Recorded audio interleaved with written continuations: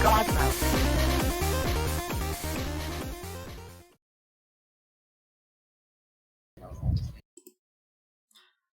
Hello, everybody! We're getting things set up right now. I'm refreshing because there should be some music here. Hang on just a second.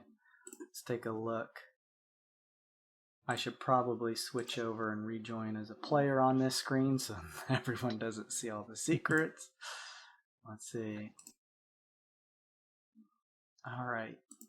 Welcome, everybody. This is session 68, While You Were Gone. I'm Jaso, the DM, and who else is playing with me on this fine Friday evening? Hello, I am Bailey. I am playing Glace. She is an androgynous Eidolon, College of Glamour Bard. What's up? My name is Kevin. I play Sun Kong, your apeling bionoid monk, following the way of the abundant spirit. I love your intro, Kevin. My name's Slim, or husband, or what the hell you want to call me. And I'm playing Rinkaz, a lizard folk fighter, martial art type of the bounty hunter, gunslinger, fighter of worlds. Let's go.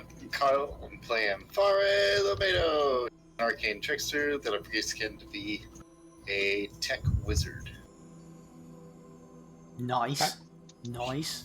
She's fun. Hi everybody, I'm Nick. I play in VD, the half-elf celestial warlock following Pact of the Tome, and I am the most phenomenal familiar of all time, a pseudo-dragon named Jiro. And Luke will be joining us at a later point in time, hopefully soon. My name's Luke. I play. I'm a nerd. Also, D&D Beyond. I don't know if you guys can see, but this is a cool Hero Forge character that Bay made for me, who plays Glace. It's Jason. It's Jason with a D20 and a book in his hand. Perfect. Yeah, it's It's pretty awesome. cool. Love it. Pretty neat. I got cool 80s looking glasses and everything. It's pretty neat. Of course. I want a D20 that's that big so I can just throw it across my table and break my TV. Or my monitor. I'm on it. All right, yeah, Luke should be joining us soon. In the meantime, I wanted to thank everybody who stopped in to check us out and hang out with us. Thank you, Husband and Wife Stream, and for the raid, thank you very much. Thank you, T-Bird, Windsock, and Zane Kyber. Also, a big appreciation for Heresy for giving a +1 random roll. Hey, somebody roll a D6. I bet Luke could do it. I'm logging in. I put 6 on. Oh no, Bailey rolled first. It's a 1. Bay, you're the first character screen in roll 20 that I saw. You are 1. You get a +1 to your next roll. Ooh. Nice. Thank you You're a on lot. mute, Glace, if you're saying anything. I just said yeah, and then I said fuck you, Luke. What? Luke. Thank you, Heresy, for that. All of you guys can buy all that kinds of cool stuff, and I'll get into those details in just a second. Thank you, JoJo people, for following. Bayushi, McKay, Ananimnamja, and thank you, League of Explorer, for the bits. That's very nice of you guys. I really appreciate that. Hey, we're doing a little mix right now, so we're wanting to move over to these Twitch points, but in the meantime, you're collecting both Twitch points and Streamlab points, the loyalty points, so as you just watched the stream, also a big hello to Looney for stopping by, the VIP master. Woo-hoo. Thank you for hanging out with us as you do. You're building up those points, as I mentioned. As you interact, you can do cool stuff. There's some voids at the bottom, some rifts that you can jump up with your stream avatar and get. You can buy stream avatars with your points. You can buy the characters a +1 to any of their roles. You can buy them inspiration, all kinds of cool stuff. You can see those details either below our page here on Twitch or what we're going to be eventually moving to at the bottom left of the chat. If you'll just hit the little weird bit icon that Bay drew us a picture for, you'll see all the cool rewards that you can get for that. So check that out. And I'll go ahead and just throw the extension in there. If some of you are streaming from your phones or something, you may find it a little easier to control your little avatar at the bottom of the screen using that. we'll be eventually moving to just the Twitch points, so I just want to let everyone kind of build up some Twitch channel points for now, and then when we move over, it won't be like resetting everybody to 0. Hey, we had a giveaway last week at the end of the month, and no one participated, so I'm still... I'm holding on to those crisp, immaterial digital gift cards, just waiting to give them up.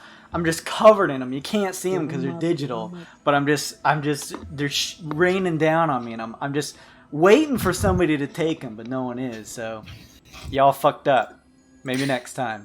At the end of this month, we'll try again. Eventually, we'll get enough of an audience where there'll be some poor sap with nothing better to do who'll actually watch the show and know what the answer is, and he'll win himself a $10 digital gift card. So nice.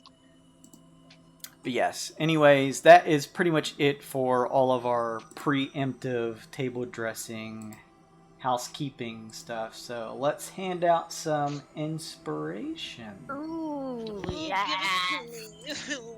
Oh. There you guys go. Here's some inspiration for everybody. Oh, My for card's too people big, who- I'm saving it. No.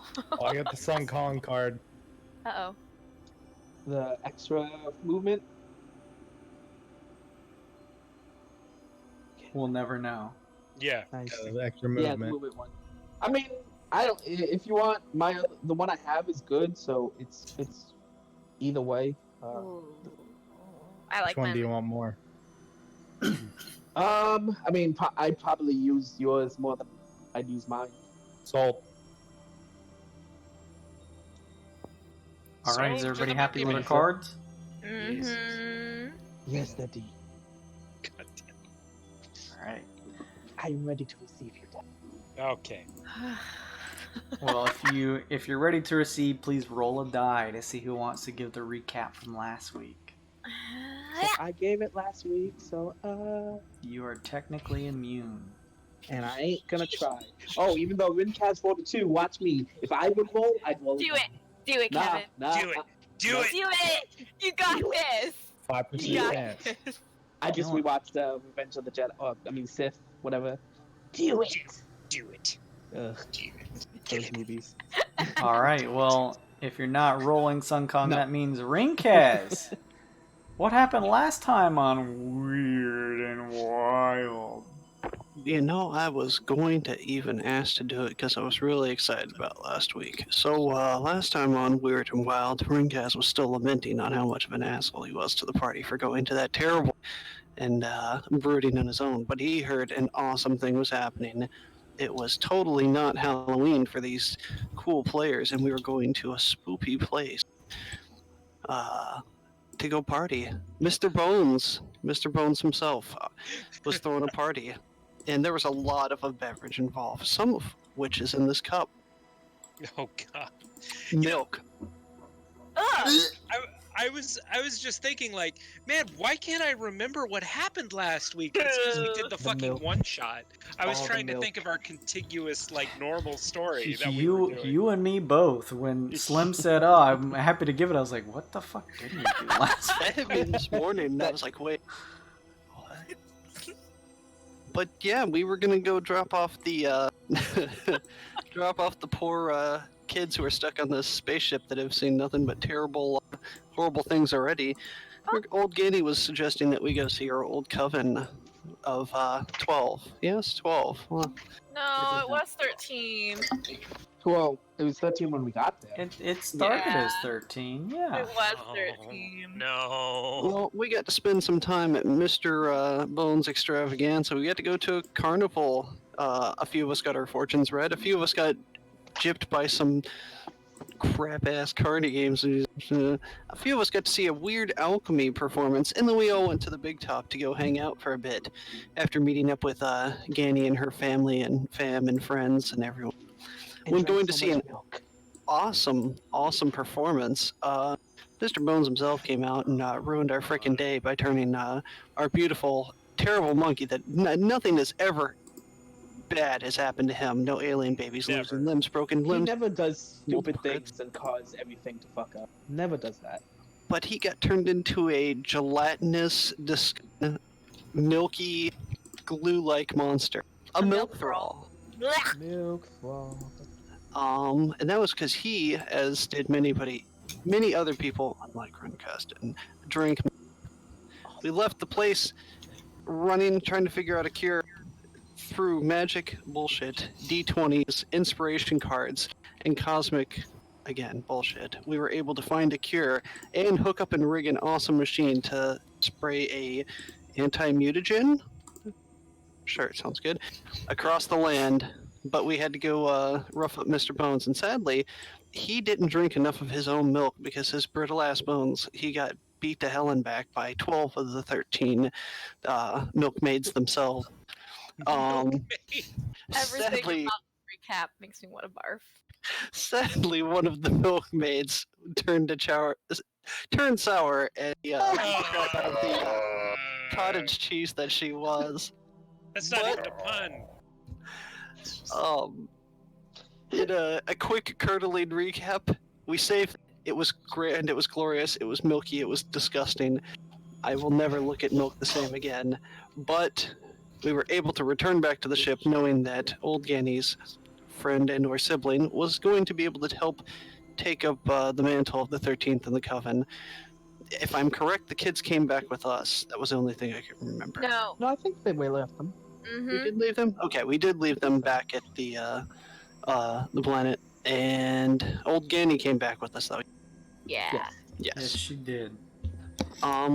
We all were really tired because it was 1 in the space morning, so we decided to go to bed. But Glace needed a midnight snack to help her sleep, maybe a glass of milk, and then she saw it. All the milk.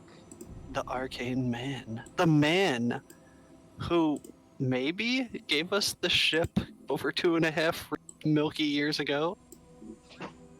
And in real time, not game time. Real time. Yeah. Past that, it's all kind of jumbled to me. Oh, no, that's a pretty succinct recap. Hilarious. Yeah. Rinkaz, you find a weird bit in your scaly boy pockets. Ooh. How'd that get there? Your prison bucket. Is that going into the pot? Yes, always. 52. Oh, also we got to see Ileana, one of our awesome previous party members, and she helped gank and stab a few things. And we gave awesome magical OP as all hell clown shoes to the one, the only gelatinous milk thrall, Sun Kong. So ready. He's a Yeah. monkey. Wasn't Oh, and Ileana the one Ileana is that- now banned from ever going back to that planet. Yeah, didn't she actually kill one of the Coven Yeah, members? she's the reason there's only 12. Wow. Yeah, that's player knowledge. But, whoops. Hey, everything is right in the world. You guys defeated another evil arch nemesis. Ileana's still a murderer. Eh. Nothing changed. Like everything is Yeah. no, It's all the everything same. is the same. Time is a flat circle. Nothing is true. Everything So- is permitted. Before we jump in, as Glace sees the arcane man turning to meet her view from a recently unlocked room that was kept hidden away deep within their geodesic ship, which within inside is actually a separate plane called a transitive plane. There being various rooms within. I want to just have her have a bit of a memory history flash that is in character for her, but at the same time also serves as a bit of a player reminder, because this has been a long campaign, so it is a great refresher for our viewers and for our players. So, Glace, as you lock eyes with the arcane man, you remember seeing this individual before. You have a memory, a vision of the hilltop of Edge's End, the place where all of you originally met one another. Some members who didn't survive, However, the original party who met together and initially started their journey, before even receiving their ship, they met in the material plane in one of the various universal shells.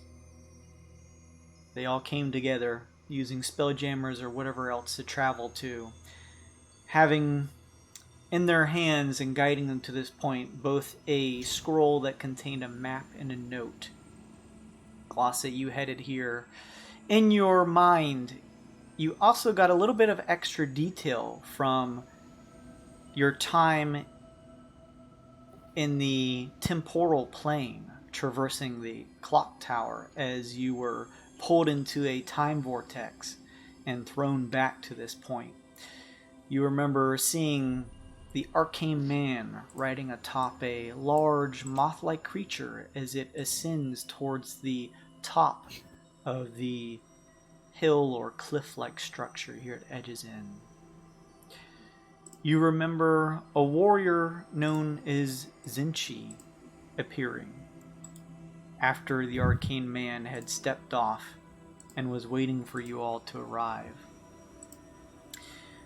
You remember the arcane man being struck down by blade of Zinchi and attempts for him to stop a dark future. You remember him. You remember Zinchi disappearing after this strike, knowing that he had downed the arcane man into what looked like a temporal rift that closes behind him. You all, for the first time, arrived at this cliff or hilltop, finding the arcane man holding himself together long enough to draw your attention upwards, revealing in a camouflage starry sky your new ship, the geodesic ship, or as you guys have termed it, the Nimbus. You remember him telling you that your fates were all tied to it. He handed you all a crystal communicator, a small fist-sized object that looks similar to I can't remember the term for a 20-sided die, but that's or 20-sided object, but that's a dodecahedron. Thank you. This chalk white dodecahedron that he called the crystal communicator before he doubled over, dissolving into a blue dust that is whisked away in the wind that caresses the hilltop. His belongings, the robe and whatever else he was carrying, seemed to just slowly shift and disappear away along with the dust that whisks off into the distance. With that, Glace, you and the other tycoons, having met only moments ago, use the communicator to warp into your ship and begin a new destiny together as it leaves Edge's End into a portal in the sky that would take you all to a new world and a new destiny, the Twixt. So I'll switch back over to the other map here. We last left the session with you seeing the arcane man stepping out of the seemingly blank room besides him standing there and stepping forward to meet your gaze. Can you ping me? Sorry. Pingus, Yeah, sure. Fingers. Pingus? There you are right there. And let's see here. Hang on just I think you're on the GM layer because I didn't get ping. Hold shift and ping. And Yeah, there we are. let me switch layers. There you go. Thank you. You're welcome. Glace, you see the arcane man standing before you, stepping out from within the room, seemingly blank room behind him. The hexagon plating of the ship shifting to close the entrance. Standing about 10 feet tall, with cool blue skin, elongated fingers on each hand with what seems like an extra joint on each finger. He wears a pulled down cloak and robe that's purple in color, covered in various markings of stars. You notice within his robe that you see a belt with what looks like a wand on one side and a short sword on the other. Underneath his robe is what looks like armor of some type. Its colors shift in multiple shades in the light. He stares at you and says, Glace allure. Wait, I know you.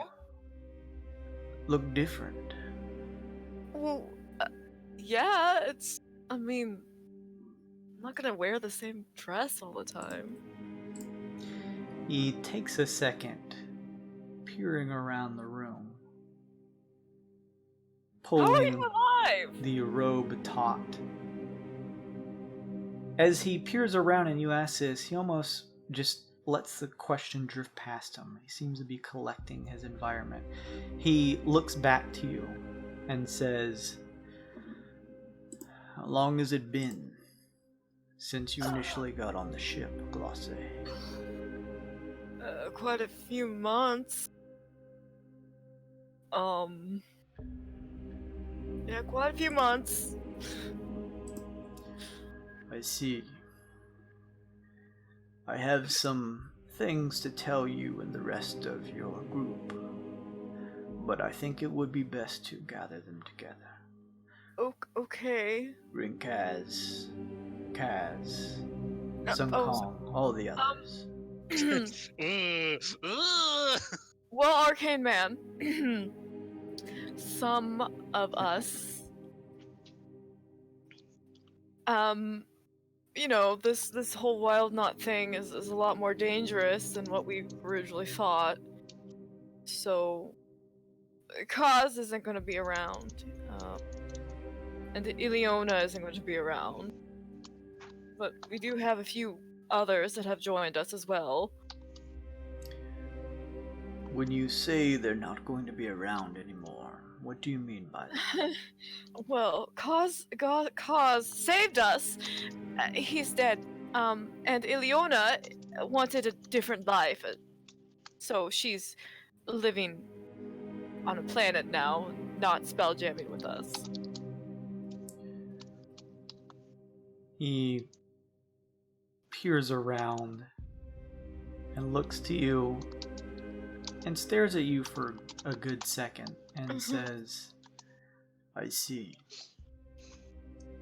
Well then, those of your original party that survived, and the newcomers that you pulled together that make up your dominant party here on the ship, I have some things to go over with all of you. Really quick, Glace just wants to go up and see if she can, like, poke him. If he's, like, actually real in here. You go to poke him, and your finger touches in the middle of what looks like some type of chest plate that he's wearing underneath the shirt, that cloth shirt that makes up the underneath of his cloak and robe. Your finger touches the hard surface of his armor. Don't fucking touch me. He says, I am real. Okay. Okay, wait. You'll be here when I get back, right? I do not intend to go anywhere else. Get the others. We should meet in the main room of the ship, where you initially teleport in and out of when leaving and going. Okay, yeah. I know that room. Okay, alright. Glace is going to run off and look back, but she's gonna, like, wait for this thing to find the other rooms and try to wake everybody up. You head into which room first to wake up who? Probably Rinkaz. Definitely Rinkaz. It's not like in the middle of your long rest. We'll say that it's been a good couple hours and it's nearing the tail end, so you can get your long rest. Go ahead and just, any of you guys, pump your hit points back up to where they would be. Get your spell slots back. Sick. Make your bombs. Make your bombs and your potions. And your bombs and your... And, you... That's not what you were doing. You step into Rinkaz's room. Rinkaz, you are drawn from your sleep by Glace. Things are fuzzy as you wake up. Because the arcane man, he's alive and he is here, and we have to get the others. Go get Sun Kong. I'll get the others. It's real. He's here. I'm not dreaming. I touched him. He's Phrasing? I nod to her and I walk into my room and I find the nearest bottle of whatever and take a drink and just shrug and start walking out to the center column. Make a Constitution saving throw as you grab a particularly strong bottle of liquor. Kerosene. It's kerosene. Is he? That's good kerosene. You have a flask on you practically at all times. This does not affect you, despite being a little groggy from waking up and taking a pretty voluminous swig of alcohol. Something great to wake you up as it stings going down the throat. Nice. Just like Mother used to make. The door to Sun Kong's room opens, Glace, with a shh as the metal door slides. You see Sugar slowly beginning to shift her eyes open and growls a little bit. Sun Kong... Ukog wakes... Well, no. Neither of them wake up.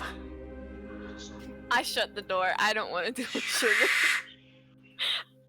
I'll get to you, Sun Kong. You just wait, I say as I go down to the hallway and open up Aesop's door. I like quietly go to his bed and quietly lean down. Aesop! Aesop! Wake up, Aesop! What? I'm very tired. Yes, there's a dead man, but he's real. It's the arcane man. He's back. You know, I need you to get up. Wake Sun Kong up for me, honey. I'm sorry. Please get up. That imaginary friend that you made up? No, he's real. I touched him. He's back. I don't need to know what your fantasies are. I'll go wake up the monkey. Yes. Aesop, the landlord's here. Oh God! I walk into Sun Kong's room and I toss a flashbang and then I close the door behind me. Sugar mauls them. No, I do like a breach and clear because I know Sugar's in there and I don't want Sugar to maul me. You hear a loud roar coming from on the other side of the metal door as it looks like Sun Kong may be busy, but you hear the sound of loud people yelling and from what sound like Sun Kong and Ukog, and it sounds like they are being woken up successfully. I run down the hallway and say, Sun Kong, we need you! And then I just run. I throw a flashbang. The door to NVD's room opens. Could you hear me? Wait, No. we can hear you now. Okay, good. No, that's fine. I'll like pat Jira on the head. Who's a good baby? And then I'll pat NVD on the head. Wake up, baby. This is not a drill. Last time I thought it was a drill. What's wrong? No, this is not a drill. The arcane man is back. It's a. I don't know. Listen, get up, NVD. Go into the main room. And there's something important that this arcane man has to tell us. He's alive and well, and I'm sure I'm not dreaming.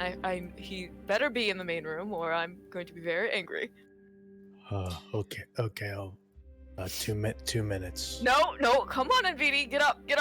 No, 2 minutes, please. 2 minutes. Okay, all right. Okay. Jira stretches out on the bed before you, NVD. NVD, as you watch Jira stretch out, it makes a as it yawns. It looks about a foot longer than what you're used to. Yeah. Oh, fascinating. Jira jumps at your arm, and as usual, after limbering up, crawls up onto your shoulder.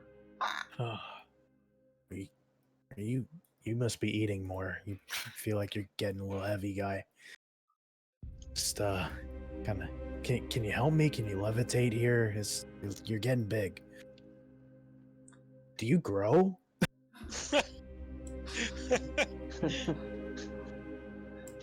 He watches as Jira watches as you say these things, but doesn't respond in any particular manner. Clatter coming with you, Glace? Oh, yeah. I mean, it doesn't have to. I'm just. Yeah, I mean, Clatter. I'm assuming Clatter's always with me. You also know, Glace, that at least for the time being, that Fa usually takes up one of the rooms in the barracks. Oh, then I would. Oh, yeah, I forgot. Yeah, Fa. I was looking at all the rooms and like, got all everyone. Where are the barracks? Over to the right side of Mission Control, you ran into the elevator, pulling the barracks room to you, and enter. Okay. I want to be quiet because I don't want everyone to wake up. And I want to go over to Fa. Ah, yes, that's a nice color, girl. Yes. No, I won't eat you. Not yet. I'll like she's on the top bunk, so I'll like stand on the bottom bunk and kind of like push her awake. What? Fa, wake up. There's an arcane man on the ship, and he used to be dead, but now he's alive. And I think this is really important, and I think he should be here with us. Alright, I'll kill him first, and then we can ask for. That's okay. What's his name? What is his? He is an arcane man. Mr. Man? Don't know his Arcane name. man? Never got his name. He died before I think he told us. I remember the doors down here. Oh. You guys exit the room and find your way back to the elevator to head over to Mission Control. As you each enter the Mission Control room, it's dark in here. You have seen it dark before. Although you do not see Kui, you do see Ket in its programmed illusion form, just shifting silently in its snake-like way over the top of the control panel that usually displays the planetary systems. You also see standing in here a tall figure, similarly described before, stands about 10 feet tall, pretty tall for a humanoid. Cool blue skin, has elongated fingers. You guys, from your travels in the past, would easily be able to recognize this as one of the arcane, a race of elusive and somewhat mysterious merchants and traders. Although, as Glace has pointed out, those of you who did not meet him before realize that there seems to be some importance with this particular one. And of course, you guys would know that, those of you who initially met him. Oh, he's real. Yeah. No, that's a landlord. So it wasn't a dream. This guy a king or something? No. He's the one that Hello, gave- all of you. It's good to see those of you who are familiar faces, and it is nice to meet those of you who I am locking eyes onto for the first time. Pleasure to meet you. I'm Aesop, Kenku's house. Aesop. Saying that, but You, as well as you, he says, pointing over to you and Vidi. I met you two before, just in an abnormal turn of events. Oh, is that right? Is this has something to do with the whole... I looked at Glace. Never mind. Oh, you were there when... I mean, you know, the whole time thing. I look at Fall. We went back in time. And the arcane man died. But before he died, he saw all of us. Uh-huh. I should explain now that you are all here. I am the creator of this ship that the group here owns. Did you all end up giving yourselves some type of title? We're the Wild Tycoons. Here. Very well. Aesop. Yes. You over there, he says, pointing towards you and Vidi. And as well as you, Fa. Your names, I don't believe I have put them to memory yet. Oh, you got it. Aesop, that's me. And the other two? I'm Nvidi, and my buddy here's named Jiro. I'm Fare the Maiden. You can call me Fa. Nice to meet you, Fa, and Nvidi, and Jira. When I created the ship for this group, I intended to be the spearhead of the group. However, in a strange turn of events that involved time travel, they told me that I would meet my demise, making sure to ensure that the time stream wasn't thrown out of whack, for lack of a better term. I decided to follow through with the events that they said would happen, and I met my end at that hilltop, back on Edge's End, before the first original party of the Wild Tycoons gathered together and entered the ship to enter into the Twixt. You'll have to forgive me, but the notion that time travel is actually real is quite a tough pill to swallow for me right now. Fa just shrugs and I've seen worse. crazy shit happens out here. This place is weird. This is the Twixt after all. I suppose anything's technically possible. Close to everything. Difficult to believe, most assuredly, Aesop.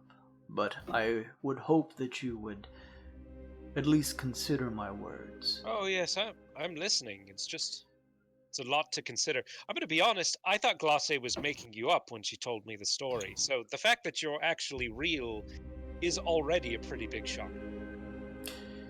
Indeed. I am sorry about Kaz's demise, as well as Iliona's departure. I hope that at least she is living in good and happy health. It seems so. I knew that from the outset, bringing you all back together to bring you here to the Twixt would be a dangerous task.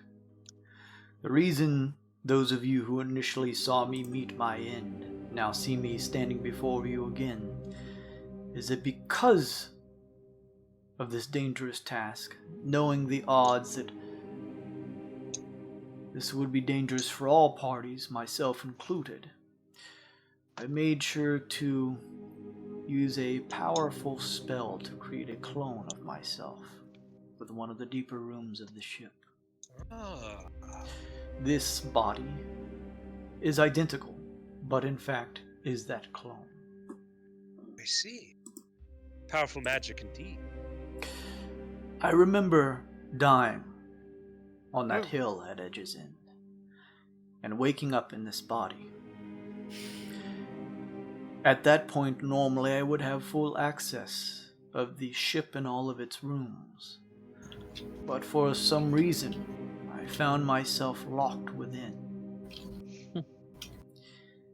It seems as well that deep within the ship, that the perception of time is an oddity. Upon waking up in this clone form, grabbing the gear that I set aside for myself in case something like this should happen, and realizing that I could no longer get out, it seemed like mere minutes before I saw you all. And yet, Glace has told me that it's been months, perhaps upwards towards a year. This is very interesting to me. I do not understand why I did not have control to leave that room. Is there any information that may help me understand why? Anything that you have been able to gather from the travels that you have been on in the past using the ship so far? Well, Kui seems to be having some trouble. I don't know if that has anything to do with it. He turns. Speaking of, where is Kui? Well, that's just it. She's been intermittently shutting off, back on, and it's getting worse. We're actually heading to Halcyon right now to try to figure out a way to fix her for good. I, as an arcane, am a creature of my word. When I commit to a deal or a trade, I intend to fulfill that promise. This has been a departure of what I initially intended for you all. I apologize for the inconvenience.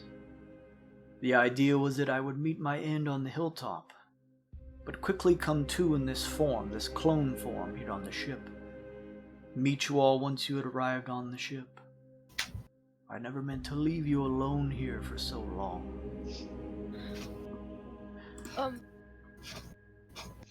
I meant to help spearhead our travels, to mentor you, and lead you all as we explore the Twixt, and so that I could help you regain the power that you once held, back in a different time. He turns his gaze to you, Aesop and Vidianfa. I assume that the words that I will share with those of you who are the original Wyld Tycoons can be shared in the privacy, as well as with these other new members. Is this correct? Yeah, you can trust them. Fun and VD for sure. Aesop, I'm not so sure. I mean, I could leave if that's what you're asking. I hand in the flask and pat him on the head. I take a swig of the flask. Oh, this is strong. I wink at Ace. Thank you, Thomas McGee, for following in the bits. That's very nice of you. He turns and says, then the point was to have us explore the Twixt, so that I could help you regain the power that you once held back from Sigil.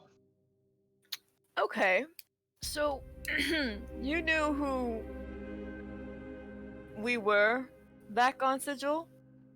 Is that right? The events that transpired on Sigil are difficult to recall, and yet the particular task given to me by the lady is as clear as crystal. Thus, I remember what I was tasked to do for her.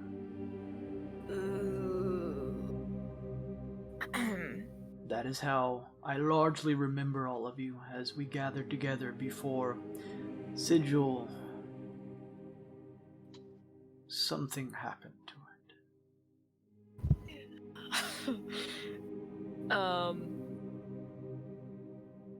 Well, do you remember that really awesome big main event? Pieces of it, yes. I offer him the flask next. No, thank you. Do you know anything about mind controlling violet colored crystals at all? I do. Oh! Well, those are to blame for whatever happened in Sigil, I can tell you that. I am aware. Oh, okay. I am aware that you all, those of you who proceeded to have these events on Sigil transpired, were not in your right minds during its time. Thus you were not outright called from existence by the lady and instead tasked with this mission I was given. Oh.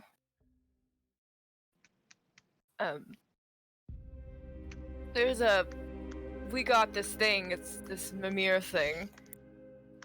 You found it. That's how we remember, well, that's how we found out what happened. And it's safe, secure? Is it here on the ship? It's safe and secure. And He yes. seems to breathe a bit of a sigh of relief. That is excellent news, Glace. Why? What would happen if it wasn't? The intention was for me to gather you all together once we had come to the Twixt, to help you realize the potential that you had lost from your time on Sigil. And once you were strong and capable enough, I was told by the lady herself that we should consult the Mimir. Can I do just an insight check on him, just to make sure that he Sure. doesn't seem to be... Absolutely. Glace, wasn't the lady bad news? Is he talking about the lady that she... I mean, she didn't kill us. I mean, we should have died, but she didn't kill us. Okay. That's a 13. The arcane man is difficult to read. He seems extremely professional and even keeled through everything he's told you so far, but it sounds like he's being honest. A task such as this, given to me by the lady herself, is an important one, as I'm sure you are all aware. Those of you who remember her, that is. It is for this reason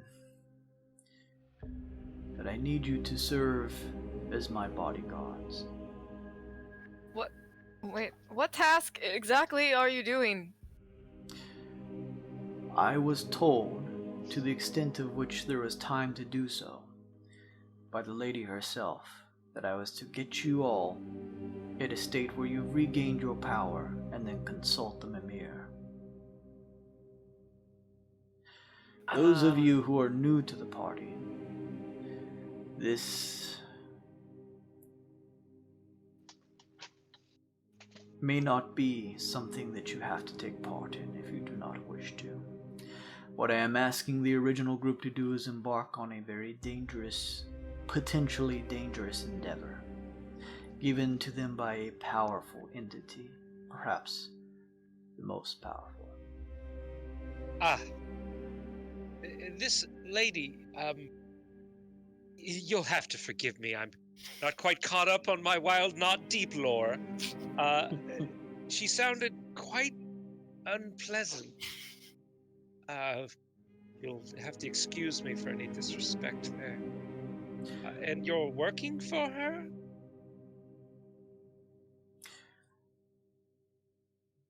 The lady does not speak so much as she shows those who disobey her the error of their ways.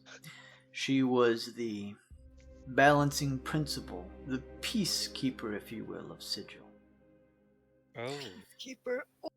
Her strength seemingly limitless, or at the very least, potentially limitless.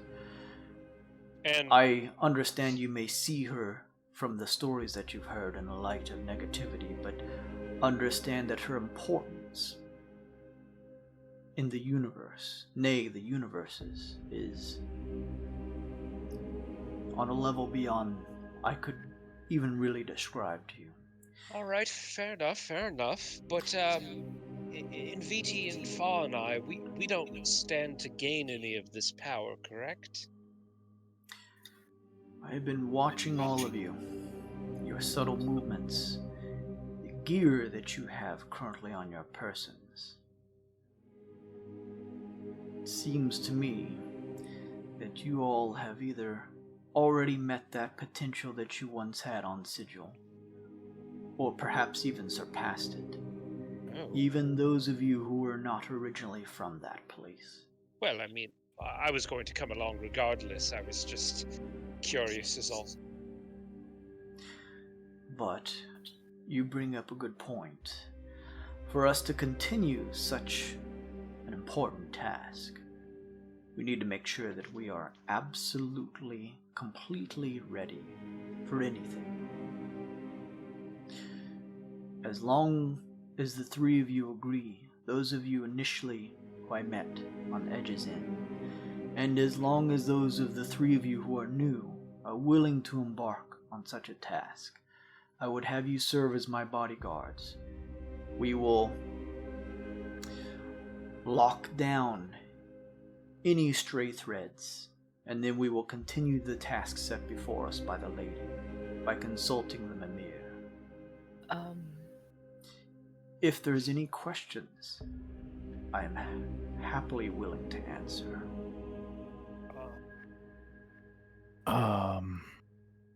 Maybe I didn't quite hear you right, but you're saying I'm from a place called Sigil? I don't know if you are or not. Because I'm definitely not from a place called Sigil. It is quite possible that you, yourself, Fa, and Aesop never once set foot in Sigil. However, I simply say this because now you have joined the Wild Tycoons, and thus your fate is tied with them. Sorry. That's okay. I do like you guys a lot. It may cause some difficulties in continuing our task without the original members. Or perhaps it was all foresight by the lady herself, and she knew that fate would tie you to the group. This I cannot be certain. Well, But you are here now, standing before us as I reveal this information. I wouldn't be a very good wild knot if I turned down Sun Kong and Rinkaz and Glace in their time of need, but what do the three of you say? Is this something that we should pursue? Well, I do think eventually we should, because it is, well, my my fault and Cause's fault, I'm sure, that Sigil exploded or whatever in the first place. I'm pretty sure we killed a lot of people that day, Aesop. Oh. Well, Not intentionally. I've but been there, so let's help you I think- undo that mess. Yeah, I think we should. I mean, I trust the arcane man.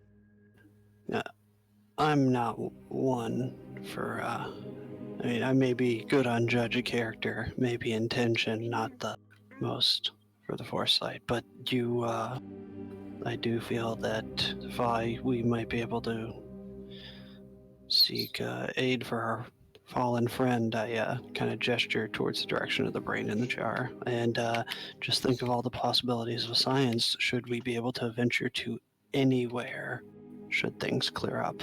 And in VD, I can't say I know your secrets, but maybe we might be able to find what you're looking for should we maybe help save Sigil.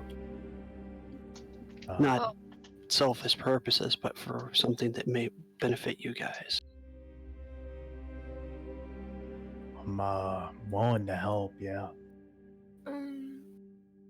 Me too. All right then. It sounds like it's unanimous then. Well, a few things. When are we supposed to do this? Because we are on an important mission to save our Kui at the moment. This debilitating issue that you said that frequents Kui, fixing her would be imperative. Ah. She is a key part of the ship. Ah, well, there we are then. I meant to explain from the outset once you had acquired it. The ship was specifically built for the purposes of allowing us to travel in relative secret to complete this task.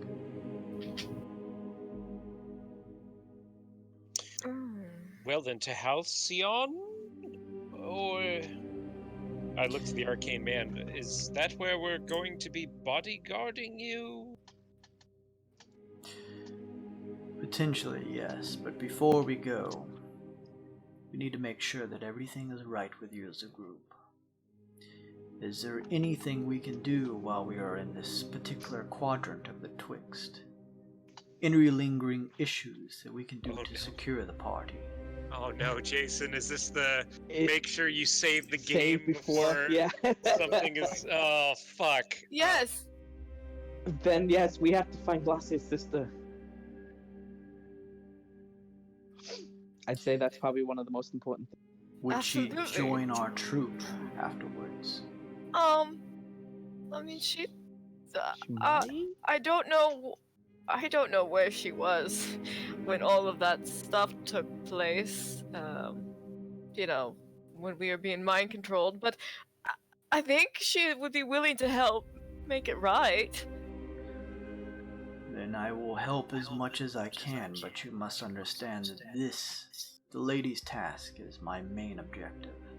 Also, I'm not sure what it is, but it is coming to the Twixt. Twilight. Do you know anything about that?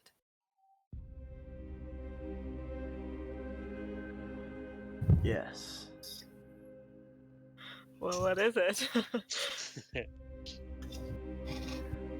Twilight is a modern colloquialism used to describe the changing. What's the changing? It is difficult to put in words in a language such as common. Well, Shifting of an age. Sergeant Time Transition. when the weave itself rewrites all of reality. that doesn't sound good. I mean, it sounds. It sounds a little. It has already happened 5 times. What? Well, what he's saying makes sense, you know?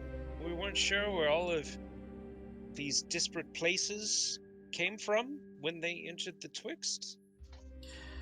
The calamity with the Twixt, or rather sigil that created the Twixt. That was the event that shifted us from the 4th age to the 5th. Okay, I think I get it.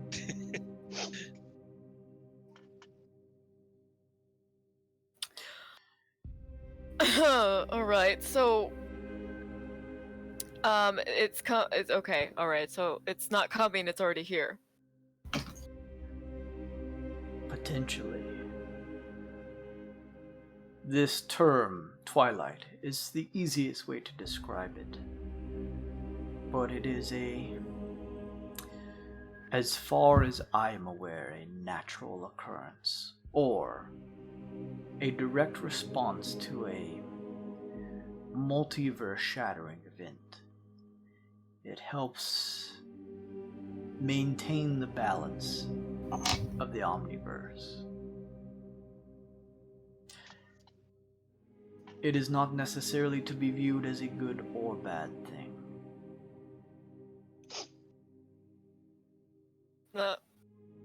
Okay.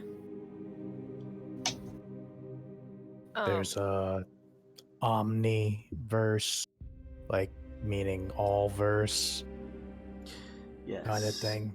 Outside of the Twixt that functions as a plane between all others, there is a place called the material plane. There you would find various worlds of all different shapes and sizes. millions upon millions of stars and worlds, each of them held within a sphere. And within the multiverse, there are millions, potentially countless spheres. And so all of those spheres have something that is like a twilight? Twilight affects all of the spheres. It affects everything. The reverberations of this event passes over everything in existence, everywhere. This is a lot to take in.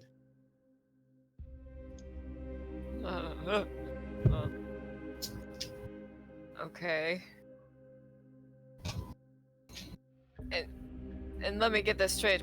What exactly? So it's are we trying to stop it or make it happen? In terms of what? This is the first time I've heard any of you mention the Twilight as it would relate to our mission. Well, not everyone, but there's this thing called the Dark Trine, and I think they're trying to make Twilight happen? You'll have to excuse me. In the Prime material I've been gone for only a few years. However, in Twixt time I've been gone for...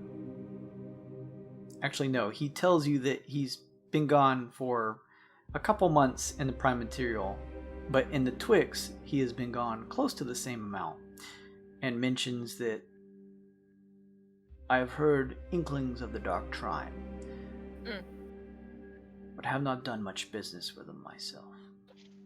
Well, it's probably good, because they're all mean. If they are attempting to enact something such as this Twilight you speak of, I would find it very difficult for them alone to successfully enact such a change. I mean, they're all working together. And they've been throughout the Twixt. We've seen them in the Wyld. We've seen them on planets. So, I don't know, they seem pretty powerful, and... I don't know, they're made up of, what was it? The Scrow...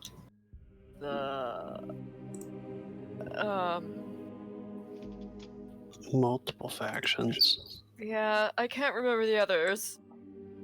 The Scrow, the Vodani, and the Nyogi. Yeah, I say those. I'm familiar with all of those races, yes. Well, that's what it's made up of, that we know of. And they're doing all kinds of things. I don't know what kind of things. I know they have a cult, they have many slaves. An army. Do you believe, Glace, that this is something that will interfere with our task given to us by the lady? It could possibly, if they're trying to make Twilight happen. Certainly has so far. Then this is something that we will deal with in time. For now, this is an event on such a level that I fully believe that mere mortals could never achieve completing by themselves. Well, sounds like we have a little bit of time before they achieve their goal, then. We should focus on getting Kui better. You also mentioned that there was a fallen comrade of yours.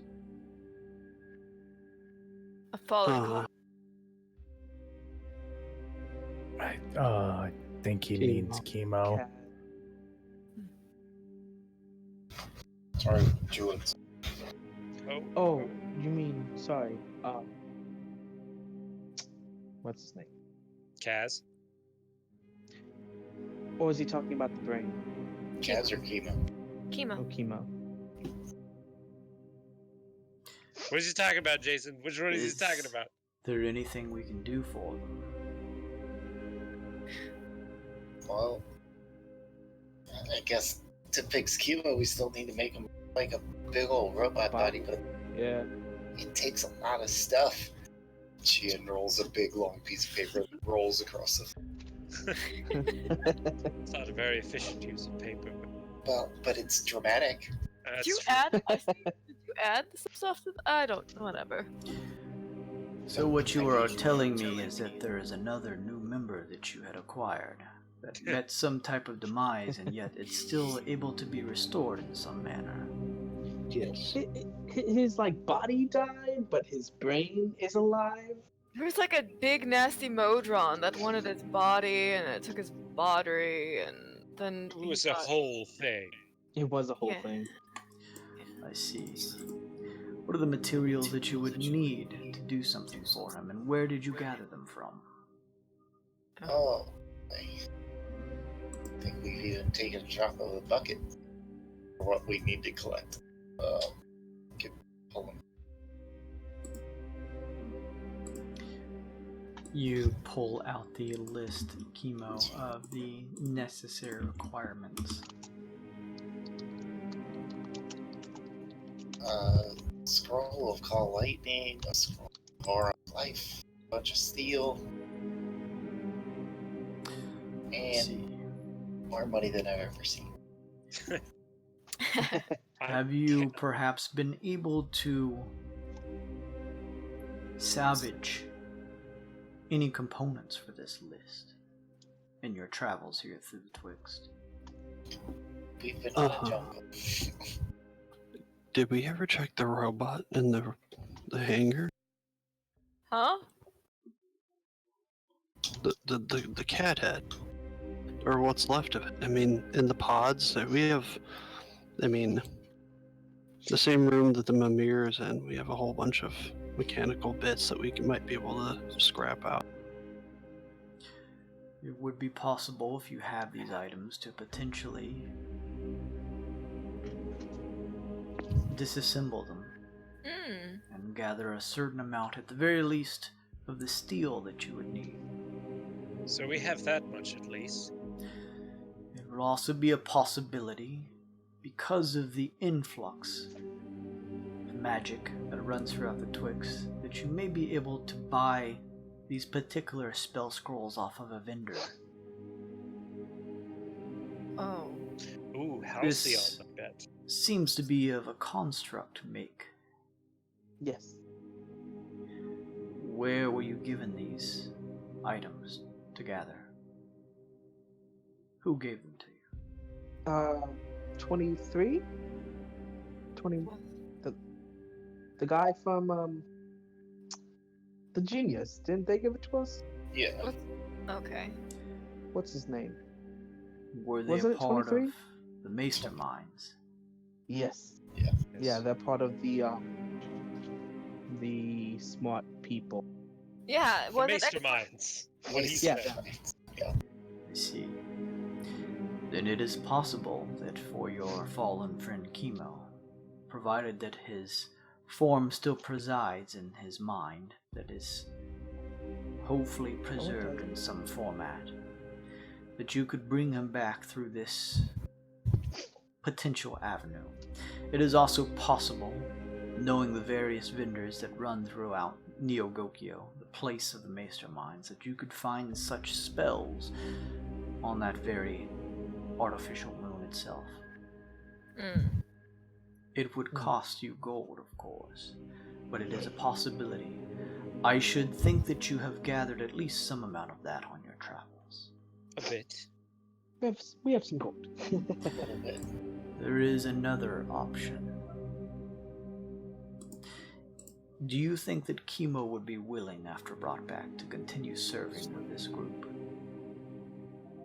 Fall kind of stares blankly ahead.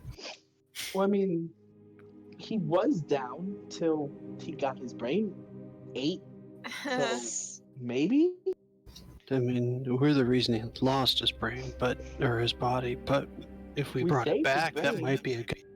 Right? Yeah. He seems reasonable. Out of He character, he would. I mean, Out of Rinkat shot character, him in the he- chest. He was okay with that. Yeah. Yeah, the very first thing that happened to him Yeah. was friendly fire. Out of character, yes, he would definitely appreciate the being revived and come back for you. But in character, Fa would say, I don't know, I never met the guy. That is true.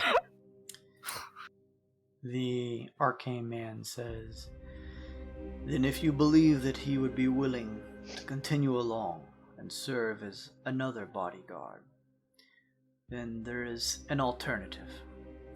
If you think that the items necessary to build him a construct form would be too much, keep in mind also that there is a certain amount of mental shock that may come into place from suddenly being put into a form completely different from that of an organic body." Well, the good thing is, well, maybe I can kind of talk to him, so might be able to forewarn his mind of This the is impending insertion. a potential. If you feel this is too dangerous, the Serenitals may have a alternative option. I've heard that they have ways to bring people back, but different. But you'll need to provide whatever components that they need for such a magic ritual to work, and whatever they would require on top of this service. I doubt they would charge you gold for the service itself, but perhaps something else entirely. We do owe it to Chemo, so it's worth looking into, Sun Kong, if you could somehow get in contact with him. I can go try to meditate and get back to the Monken place. The two viable options are, we could provide him with a construct body, or likewise the Serenitals may be able to provide the opportunity to bring him back in some organic state, though which form he will take may be difficult to predict. Milk thrall. Oh God, no. The choice lies with all of you, but I do think it imperative, since we are so close to both of these places, that we pursue this avenue first. That makes sense. I'm not entirely sure if we have enough money for Call Lightning and Aura of Life. Does anyone know any of those spells? No. I don't know magic. I don't know anybody named Lightning, so I can't. I'm sorry. Oh, that was a good one. All right. They're pretty rare. They're pretty rare spells. I know it. Well, let's ask Chemo and also the Serenitals and see what the deal is before we head back to Neo Gokyo, that is. Okay. That makes sense to me. Afterwards, if you have no lingering issues, I believe the next most important thing would be fixing Kui. Yes, agree. Do you happen to know what may be affecting her? Maybe the navigator does. More than we might know. Ketz turns. I do. Oh. It's This is creepy. an interesting device, the arcane man says. Did one of you create this? Ooh, Cause. I see. He did an immaculate job. he sure did. Tell me, creature, what is wrong with Kui? Ketz displays information in arcane text, crafted out of an illusion in front of it as it slithers around in its translucent form. A spirit gem. Released onto the ship. It tried to affect Kui, to take over her essence. It tried to dive deeper within the ship's rooms, into the hidden passages to its core. One of the reasons you may have been trapped within your room for such a time was that some type of defense system was put in place. One that I can at least ascertain was not initiated by any of the ship's systems itself. Where it came from, I am unaware. The Wyld tycoons were able to dispatch the spirit gem before it fully took over her form. However, pieces of it linger in her arcane code, like a virus spreading throughout her body. The Wyld tycoons were able to determine that she needs something more than just a fake or construct form. She needs an actual organic copy of herself to survive.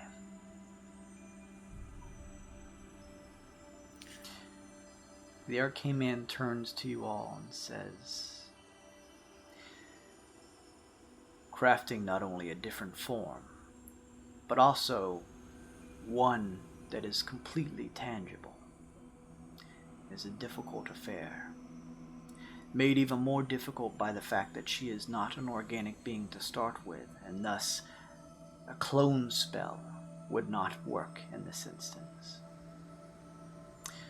I believe we would need to find someone skilled enough, should they exist, to actually craft Kui a duplicate form that is fully realized, organic and tangible, that we could transfer her consciousness to. Well, we've heard that there are other arcanes on Halcyon that could help us with such a task. Not an arcane. Oh? But I know who may be able to help us. I could at the very least put you in contact with them. Oh, that sounds grand. Have any of you heard of the Rhaegar? Yeah. Yeah, we've heard of them. They I are think. a rare and elusive group of people. They are artisans through and through. They create works of art that are beyond anything I have seen any other race accomplish. They are fickle and have a attachment to a world full of objects, as they love the art that they craft. It would be difficult even drawing the audience of one of these beings. But if one were to exist that you could get the attention of, I have a feeling that there may be some contacts on Halcyon that could potentially lead you to, once we head that way. Right? So still Halcyon, still is our destination. If they're going to congregate anywhere in the universe, it would be Halcyon. I see. And all we have to do is get their attention. Do we need to offer them anything? Once you gather their attention and declare your intentions to have one of them potentially make a form for Kui, I have no idea what they would ask from you. Oh, I'm really good at grabbing attention. I mean, we all are at this point.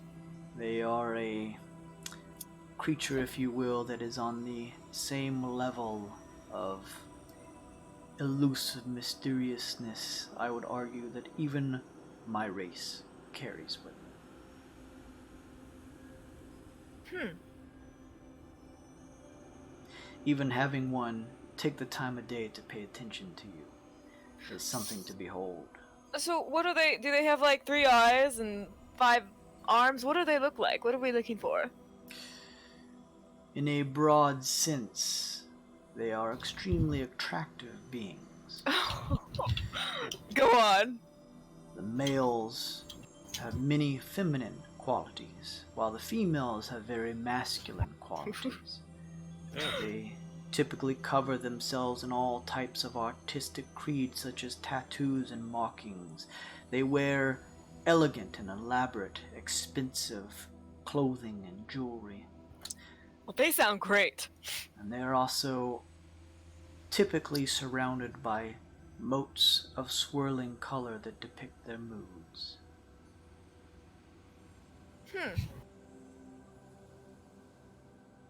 Like mood auras? Mood stands make person. That's like Yes, Mood balls motes. of light that shift in color. Makes their already attractive form even more distracting. Can you imagine trying to lie around them? Yeah, this one's all you, Glace. I'm just gonna drink the Yeah, flask. no, I want to nod meet and one smile. of these people. This sounds great. Can we? There was a guy on Halcyon in the gambling room. Did we ever see him? He was like one of the really pretty ones. Ileana saw him. I Okay, don't but- think you guys did. Okay, never mind. The lights in the command room or mission control come back on. Oh. And appearing in her chair, almost out of nowhere, Kui sits. There she is. She turns to see you all and then quickly looks back at the arcane man. You're back! She jumps up and gives a quick bow. Hello again, Kui, he says. It's so good to see you again. She looks back at you with a bit of a wince. Did I disappear? Yeah, for a short period, you did. Well, what happened? What? You guys are all here now. It's like I just blinked and you're all here. I can't tell when time passes. I'm sorry, it's very disorienting. It's alright, we're gonna get you fixed up. How is he here again? What happened? How did you come back? She says, turning towards the arcane man. It's a long story, and I will fill you in. I have already spoken to the Wyld tycoons. But rest assured, Kui, I am back. And this time, I am guarded by yours truly, he says, extending a long-fingered hand to you all.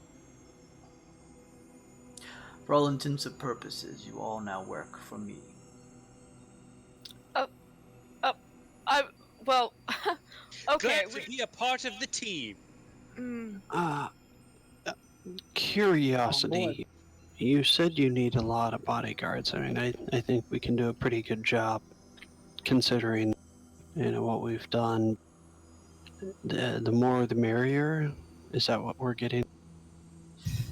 Yes, if there is a way to fix this chemo of yours, and his willingness to help join, protecting me, protecting all of you so that we complete this task. This is an optimal choice, and thus the reason we should complete the task of fixing chemo before we move on to Kui. Seems fair. I think our plan is the same then. Sun Kong, let us, however it is you talk to him, let us know what he thinks, and we'll decide a course of action from there. Yeah, I mean, I think he'd want to come back, but I will talk to him for sure. Of course he would. Well, it's more if he would be all right with the Serenitals' method of bringing him back somehow different, as something else. Not to be unreasonable. Maybe we should know what they plan to bring him back as before we give him that option. We could always call him. That's a great idea, Fa. It's almost like you are connected to him deeply. I don't know what you mean. Me On a neither. spiritual level. All right. Let's give him a ring real quick then. We'll start there. Give Fui a ring. I think that's our rep's name, Fui. It's a stupid name. I think we only have one last question for the arcane man then. The Ketz, seeing that his job is largely done here, just dissipates and the swirling planets above the control panel of this steel-rounded thing appear. Go ahead. What was... Yeah. Well, actually, too. First, what would you prefer us to call you as being our new employer and everything? I mean, I don't think you would prefer the arcane man. Do you have a name that you prefer? I do have a name, Rinkaz. But because this task is so important, I have tried to keep it as much in the dark as possible. You can refer to me as the arcane man. And I guess... worse name. I guess my last question is, do you know what acid pigeons eat? Shit. Yes. We can trust him, guys. We're fine. Oh, Rikas. What are they shit? Why do they get the name Acid Pigeon? They are full of acid. Yes, but that was fairly clear. That one is free. Oops. So are you going to help us? Find my sister as well? I will do whatever I can to the extent that I can. However, my current deal, of which I am already very late in performing, is a task to an entity far powerful than I've ever, in my time, witnessed. That comes first.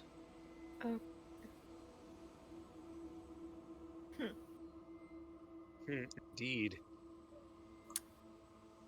Well, let's call Fui. Yes. Alright, who wants to call? I'll step up and You ping the communicator, and popping up on screen is Twee. Oh, Twee. Whatever. Close enough. Hello, everybody. Hello. How are things going? It's been a while since we spoke. Oh, everything's peachy fine. Excellent, excellent. How do you bring someone back from the dead? Everything's fine. One of us is dead, though. What do we do about that? I lost my body. Can you help me get a new one? We pulled his brain out. We at the Serenitals believe in the sacred pact between life and death. However, you particular lot, being adventurers, wild knots as they call them, tend to meet your demise a little earlier than intended. In special situations, as we did with Sun Kong and his illness, we are able to provide a number of natural healing means. There are even cases where one of your kind has fallen before his time has called him. And in those situations, there is the possibility of bringing him back, provided that the opportunity is there to do so in the first place. So, we have a fallen comrade's brain in a jar, and it's perfectly fine and all intact. Can you help us out with that? Doesn't have a body So, anymore. If just the brain exists, you're at least telling me that he's not fully passed on. Correct. Just digest it. Okay. Sure. I see. It is different should he actually have met death. Oh, so we have to kill the brain then? No. You see, we believe in the natural order of things. If he was fully died and had passed on, we don't believe in bringing him back. It's as fate intended it to do. It's the natural order of things. Oh, Aesop resheathes his weapon. Far kind of stiffens up as she hears it slap back in. That's what diamonds are for. We don't need that part. What it sounds like you're telling me is that he is still alive in some capacity, but doesn't seem to have a what, physical form anymore? A body, like full Yes. stop. And you can confirm that his brain is still preserved in some manner. It's Oh, still yeah. We alive. have it. And the right monk over there. here has been talking to it. Interesting. That sounds so I have nice. spoken to the person who formerly was Chemo. Chemo's brain, he's still Chemo, he's just not Chemo's body anymore. I'm speaking to Chemo's consciousness. Good As- way of putting it, yes. As your representative, we are able to offer wild knots such as you, who have a particular relationship with us as a faction, special benefits. We already did something to at least do what we could for Sun Kong. And now we are able to extend that one-time offer to a new person in your group, this fallen member. You see, we have a ritual we can use to resurrect him. Oh. You'll need to provide the components, I believe, and You hear him scraping through a couple scrolls. we would need a diamond with a relative value of 1,000 gold pieces. Now, the service itself will be performed by we, the members of the Serenitals. But in order to carry it out, we would need to provide a special requirement from you all. Typically, this would be a pilgrimage of some type that you all embark on to help our cause, to benefit our faction. Sure. You all, in specific, however, have been on our minds lately. Ilanalu, through a means of which to bypass her position of being outlawed from the capital here on Jadra, was able to return as an ambassador of the Cradle and bring us news that you had helped stop not only a number of Skrull that were wearing in the areas of the Kentaris Valley, but to also put down a dangerous natural creature that was preying on the folks there. Indeed. That was us. We have it all recorded. Excellent.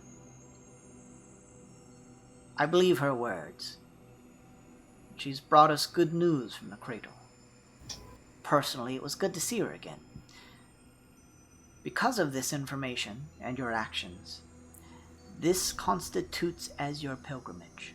Ooh, one down. What this means is, if you would wish, and again, I must repeat, as long as the brain is intact and his spirit hasn't passed on to the fugue plane, on top of the fact that once we do this for him, we can no longer provide any special services for him.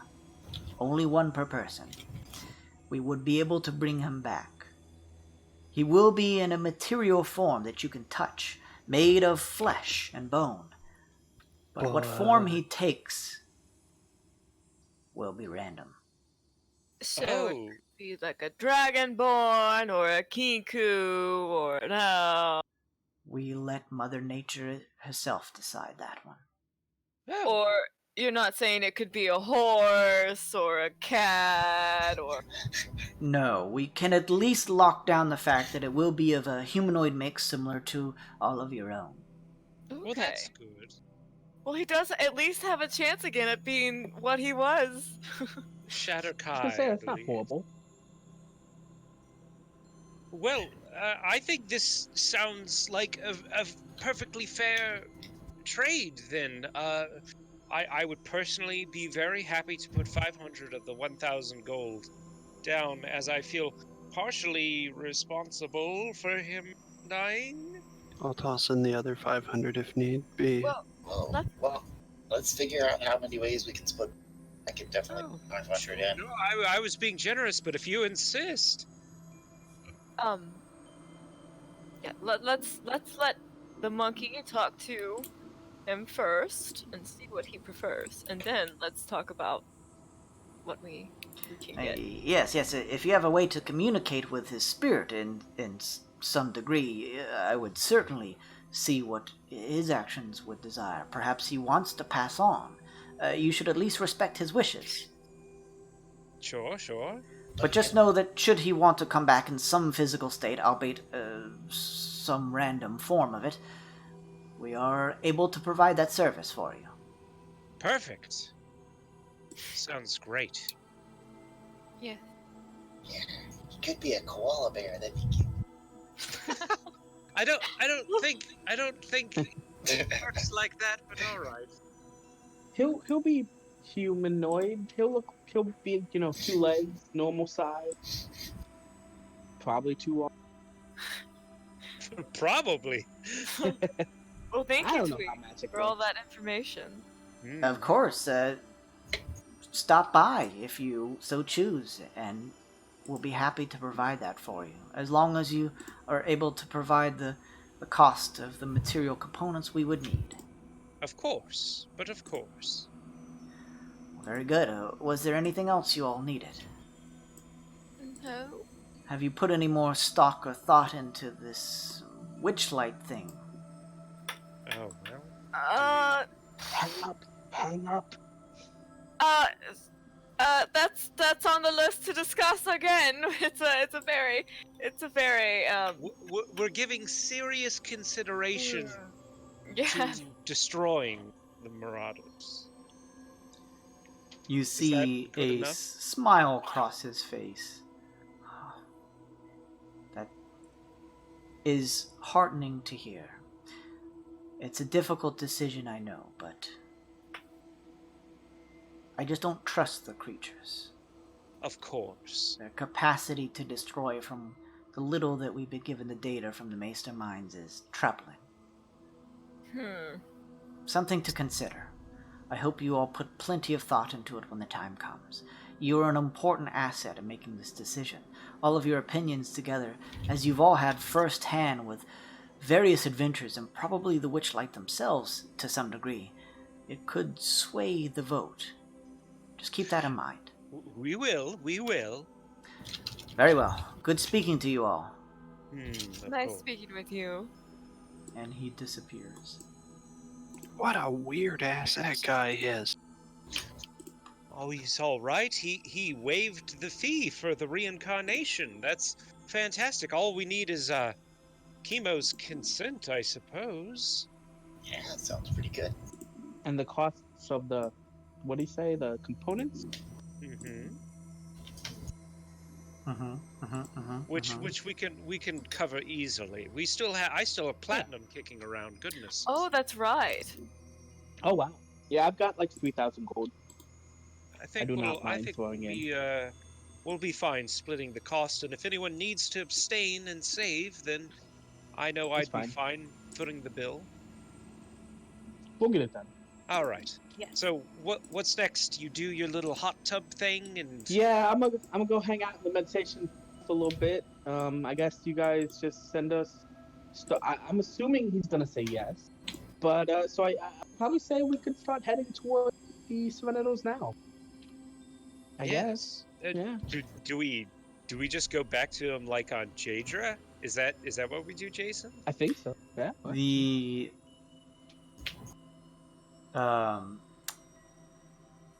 The arcane man turns and looks at the planetary systems on the programmed illusion at the above the control center here, and says, "We are all near the cradle. The sun of Jadra itself is at the center of the cradle, providing not only light, but life-affirming energy out to the cradle itself. Should we get close enough, it will send our ship to another place where Jadra exists. That is where we should go. It is opportune that you would choose to go there. It should only be a day's travel." Perfect. Perfect. This is great. I feel a great sense of guilt dissipating suddenly.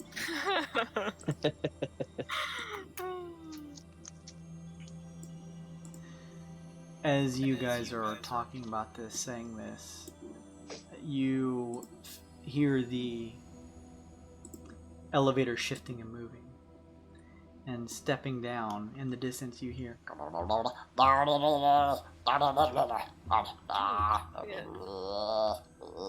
Navigator steps, pushing past you all, and pokes a finger at the arcane man. I'm very sorry. I am very late, he says.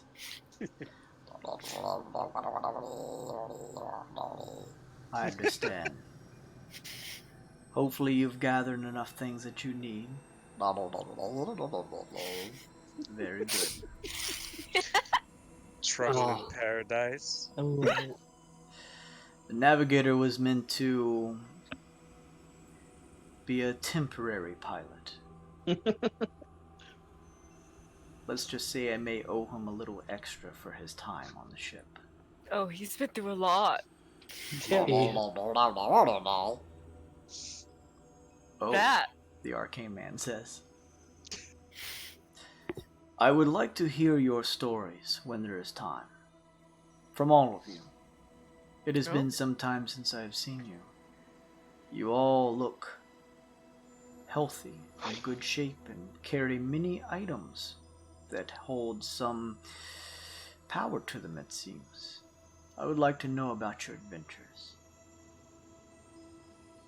Well, But until then, I believe Sun Kong needs to affirm with your chemo what his intentions are, and from there we can begin heading towards Jadra. all right. I want to take the brain with me. Go for Alright. it. Maybe it'll help. Don't, you're gonna brainwash him. I won't put the brain in. Wow. I am not putting the brain in the. It can sit on the side. Chatter, the chatter, is The chat. sleeping with... He's sleeping like on the edge of the meditation pool with his tail sticking in it. Underneath him are all kinds of weird magazines. I just leave him be. While everyone else gets ready to head over towards Jadra, knowing that it's only within 24 hours, maybe an hour or two less. You guys are pretty close, being at the cradle itself, knowing that Jadra is either within, or the surface of Jadra will shift you somewhere else to where the capital of the actual city of Jadra is. You guys decide to allow Sun Kong to enter the meditation pool. Brain nearby in the jar, Sun Kong. You focus. You hear in your mind, Sun Kong, I don't believe you'll remember the conversation once you have it. However, I will relay what I remember to you. Do not worry. Thank you. Thank you, Roche. Of course. and you begin to focus, Sun Kong. You continue focusing, your mind begins to drift. Shifting kaleidoscope of images passes through your mind. Your mind has a swath of gradiated colors that seem to pour in and out. But within your vision, two primary colors begin to come into view. One purple and one pink. They begin to come into focus, and you find yourself in the monkin place. You stand on a glass pathway. Above you, a temple-like structure made from glass, and palm trees coming out of this pool, shallow, of pinkish water that stretches out to a horizon. Up above, a nearly cloudless, deep blue sky.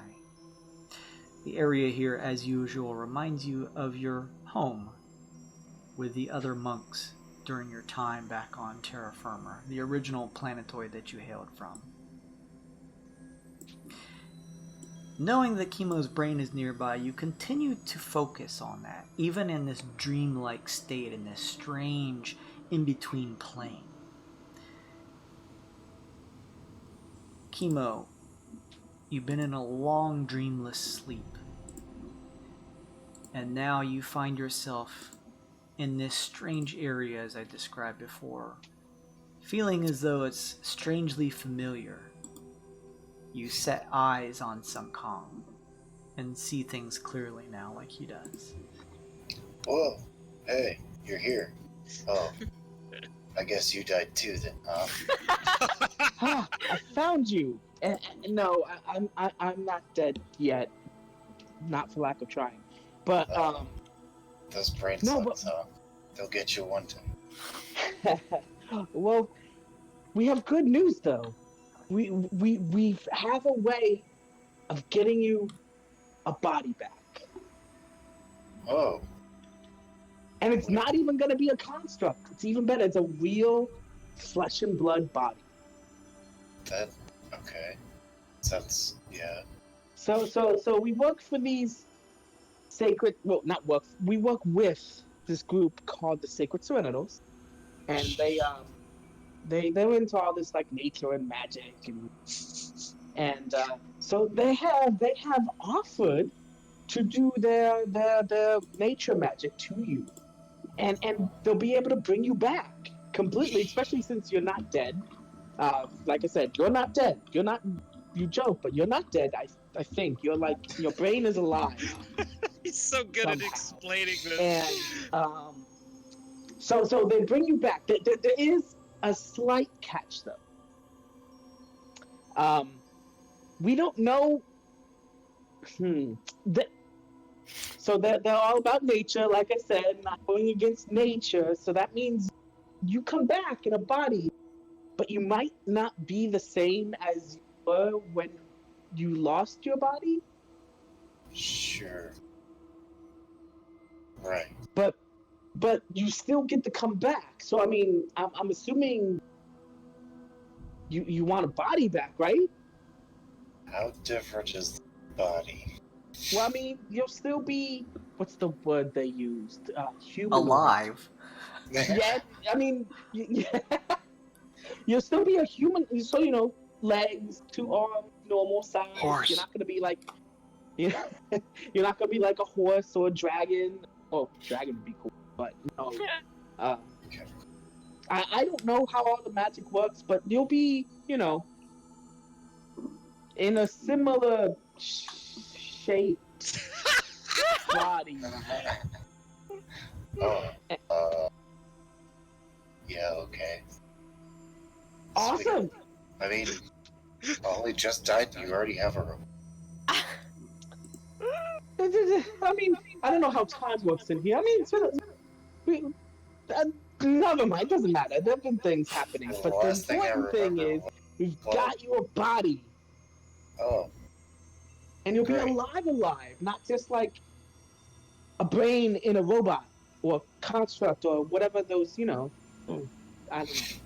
Shiva looks at you sideways.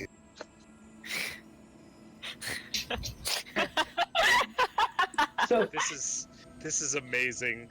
Truly the What? blind leading the blind. we're heading that way now. We should be there in a day. I don't know if that means anything to you when you're, just disembodied brain and consciousness. But soon. Promise. Okay. So, And I don't know if anyone asked, I don't know how these things work, but I'm assuming you're still gonna be yourself, but you'll just be in a different body. right. Oh boy. That sounds, I think the word's dubious. I don't know if I'm using that right.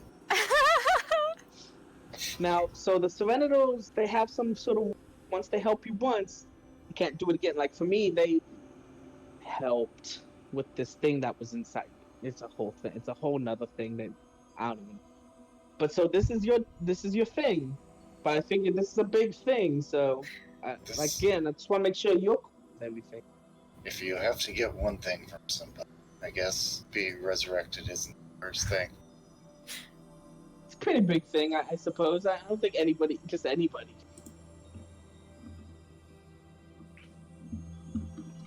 Yeah. So, we will, yeah, that's what's happening. See you topside? Yes, Holds up soon. an awkward thumbs up. And then you get to meet Fa, the person who knows you but doesn't know how, and you don't know. So that's gonna be fun. And then we got a whole nother adventure to go on. Yeah, this one. No. Okay. Alright, that's my man. Oh my I will god. take that as a verbally binding contract. Thank you. Bye! No, I'm still here. But I'm gonna leave. I like to Oh think my that's god. exactly what Sun Kong does, is just say bye and Kiva's just saying. Yeah, like, I don't really know how it works. I just say that and start walking backwards. I'm like, bye. You watch as Sun Kong steps off of the glass platform and topples into the pink water behind him. Kiva just kind of stands over, doesn't really try to help or anything. That didn't work. And I stand up and I just sort of shake. Alright, You we try want to get- some help, Sun Kong, you hear Roshi say. Get me out of here, Roshi, I'm dying. Very well. I don't know how to do this. Bye. You watch Kimo as Sun Kong's form begins to shift away. And similarly, your connection to a meaningful, tangible reality shifts away and you fall back into a dreamless sleep. However, Sun Kong, you were successful in speaking with Kimo and making sure that his soul is free and willing in order for this to work.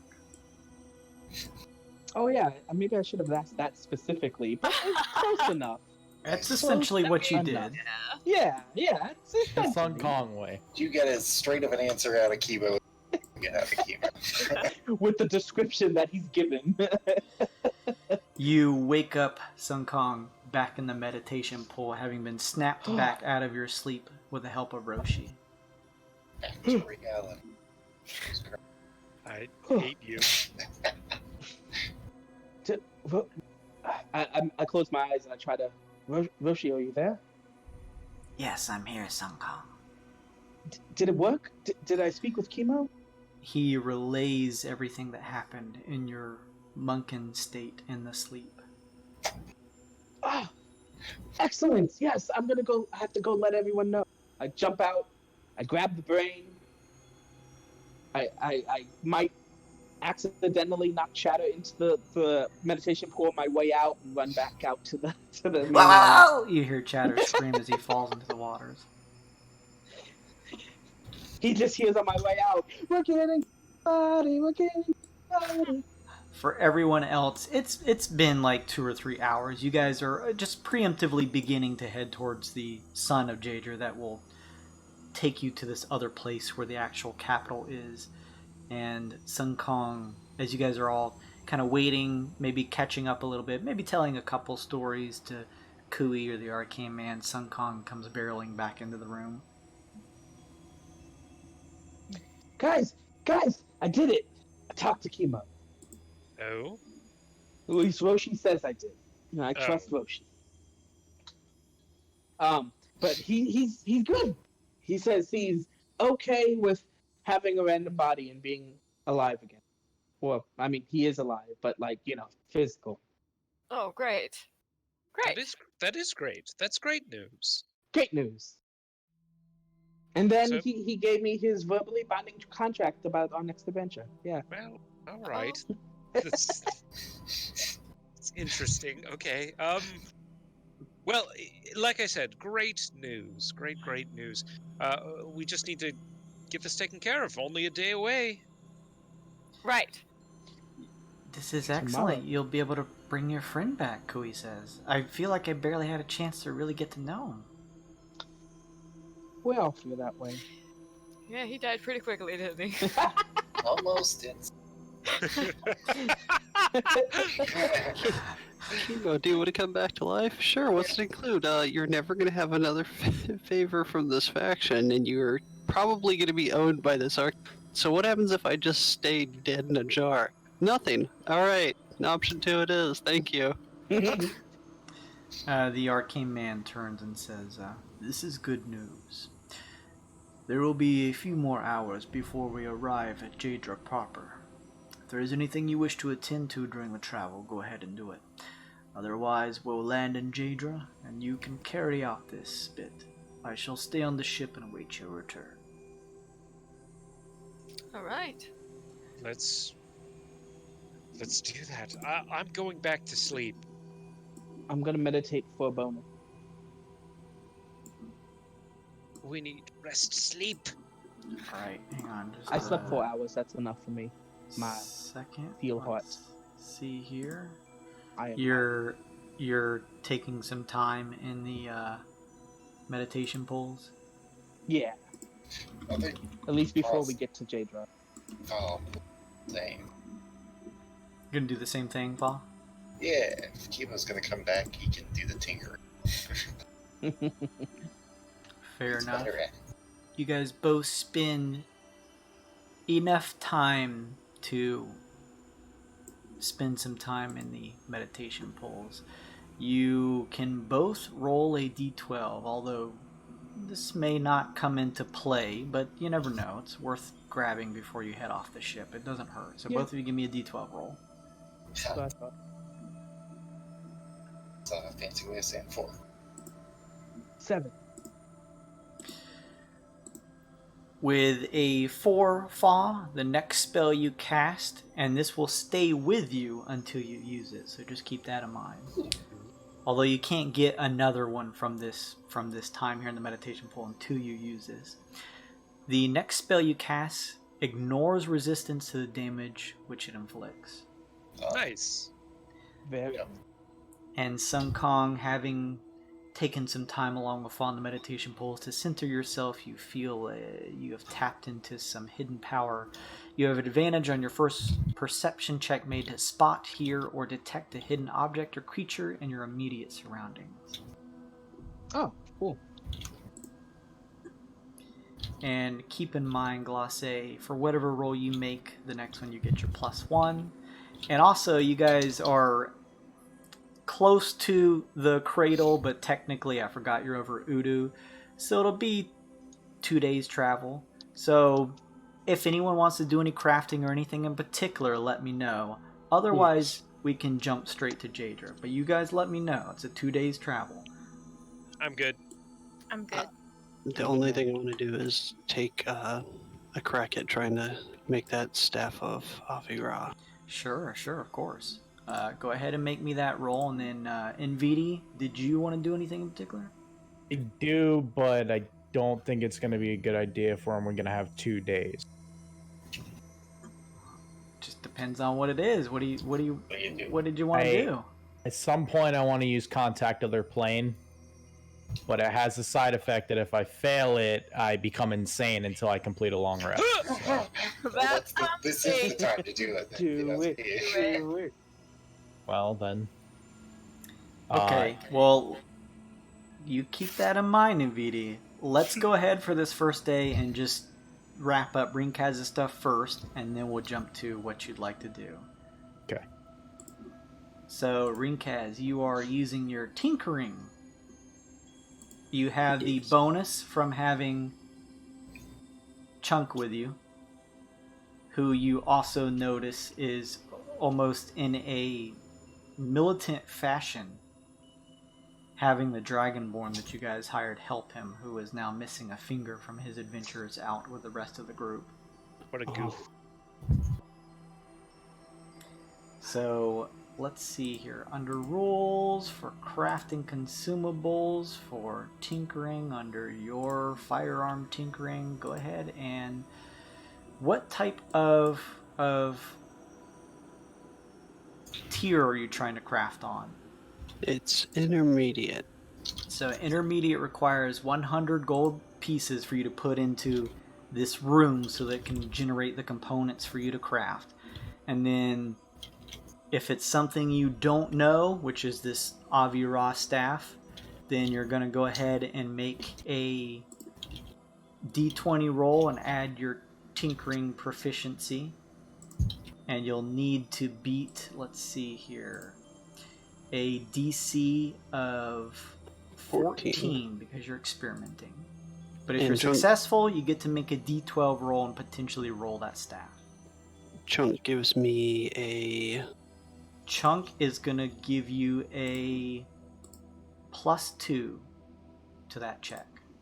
Alright, so plus proficiency is 4, and that's just your proficiency bonus, nothing else, correct? Correct. So that's not bad. An 8? I need an 8 to get it. Since we're here for doing it for 2 days, you want me to just roll?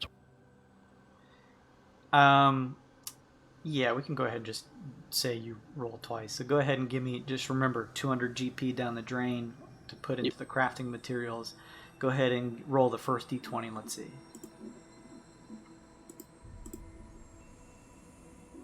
Oh, damn, look at you. Just made it. Right on. Keep in mind, also, as you roll this d12, because you successfully made something, if you roll on something, you know, as you experiment and you roll something new, you learn that recipe. If you roll something that you've already learned, I'll let you roll again, because that's just boring as hell to make the same thing over again. Alright, so go ahead and, give me a d12, and let's see what it ends up being. It's just right 1 through 12 is what I have it labeled here, and we'll go down right down the list and see what you made. Come on. Fantastic.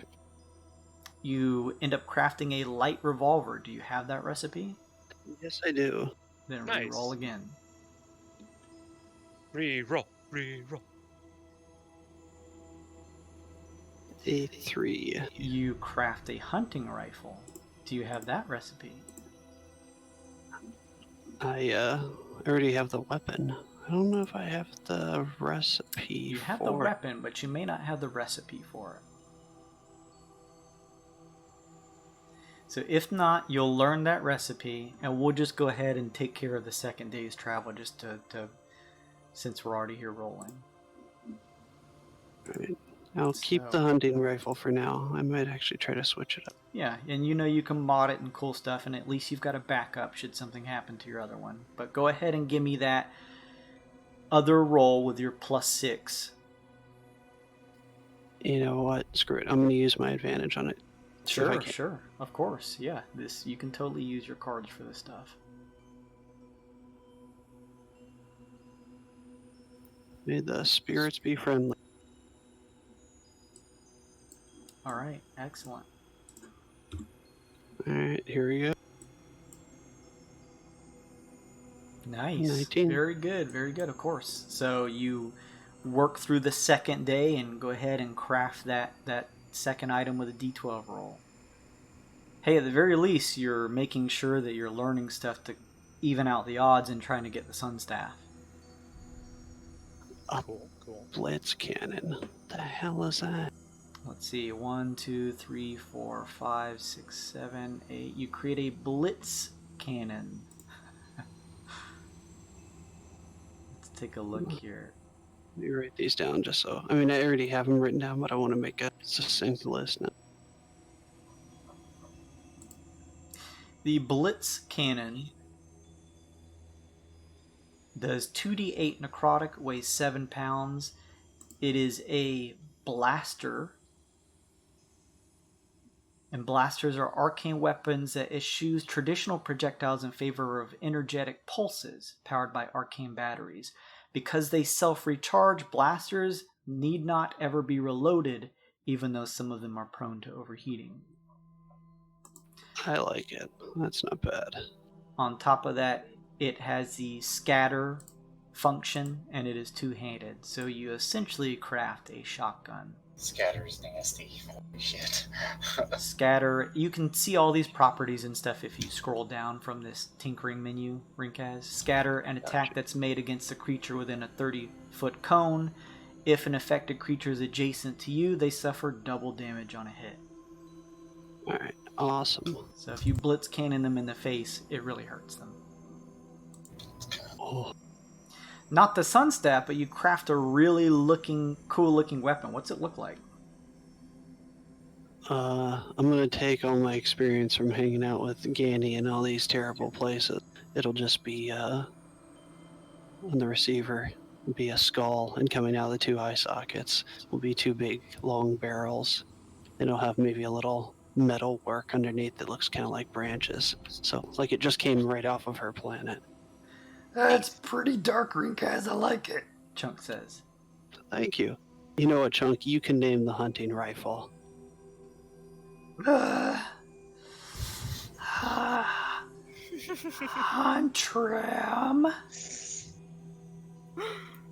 Huntram? Hunt.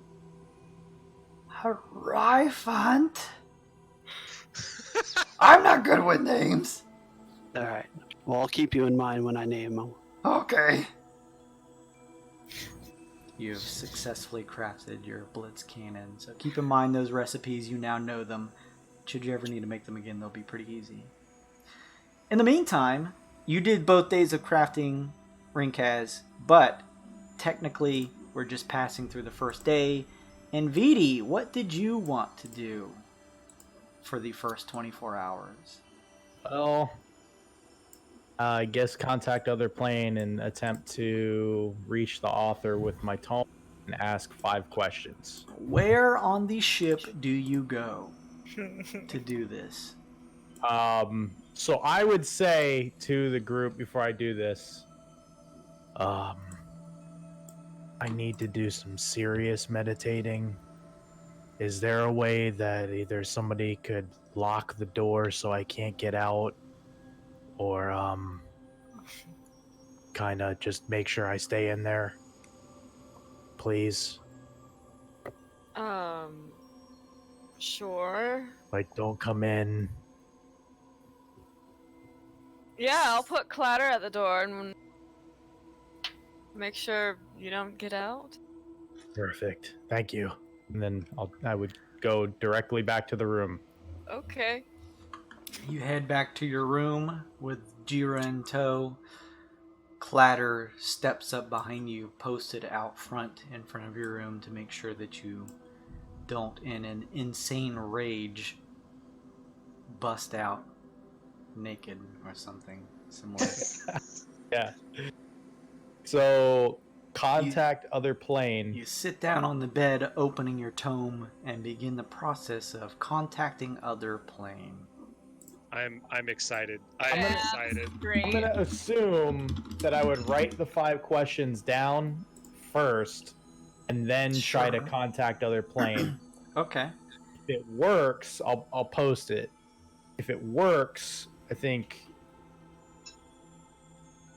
Now, this says contact other plane, and the specifics of the spell say that you mentally contacted demigod, spirit of a long dead sage, or some other mysterious entity that is from another plane. Of course, contacting this individual and the knowledge of doing so can strain or even break your mind, so you'll need to pass a DC 15 intelligence saving throw as you perform this spell. Bad stuff happens if you don't. If you're successful, you can ask this entity up to 5 questions. You have to ask them before the spell ends, of course, which lasts for a minute, so there's not a ton of time. And you at least surmise in VD that you'll get some sense of an answer, albeit perhaps vague, maybe? You're unsure. You've never done this before. But you at least get, you have the sense that you'll get some amount of an answer. Yes. So, sitting on your bed in the relative quietness of your room on the geodesic ship, you open your tome, keeping beside you a scroll of the questions you'd like to ask. Jira curling up next to you and staring up at you as you begin to cast this spell of contact other plane. It takes you a full minute as your mind wells with the arcane energies required, and you begin to focus. You've never laid eyes on your patron. You've felt them. You've seen the words burned into your book, but you've never really seen them before. And thus you want to try to build some type of deeper connection, at least in the sense of being able to have some very small conversation in the form of a few questions with which to ask them. The minute ends and you attempt to contact your patron. Please give me a intelligence saving throw. Give it to me. Damn! Inspiration card, please. Of course, the very sensible use of inspiration. What? Double crit. Fail. Double crit. All right, intelligence saving throw. Yes, It please. is at a +0. Oh, Oh boy. Oh, that's already done. good. Roll one more time. There you go. Okay. You feel the strain pull at the edges of your mind. You feel as though after you were to finish this spell, Nvidia, you had prepared yourself, or at least your consciousness, to be shifted elsewhere. Some other place, some other plane of existence. You feel a strange weight in your mind, a warm pulsing sensation through your body. And your book seems to light just a little bit. You wait for your consciousness to shift somewhere else to speak to this patron. But you go nowhere. You stay right here, sitting on your bed with your book in hand, your body pulsing with a warmth, and your book glowing with a soft light around the edges. You hear Jira say, "What do you do?" Nice. Open the book. You open the book. The pages glow a light. You now look over, seeing that you haven't shifted anywhere else, and you now see Jira glowing with the same amount of light that your book is. Nothing happens besides you flipping through a couple pages to an empty one.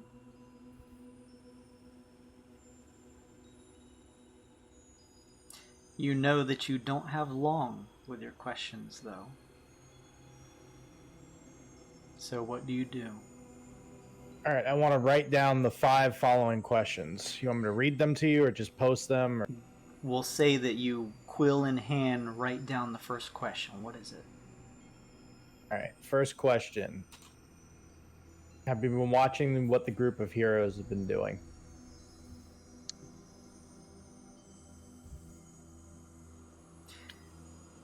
You wait to watch, waiting to see this burning text that you've seen as you occasionally open your book before. Nothing happens at first, but then you feel a pressure on your leg as Jira jumps over.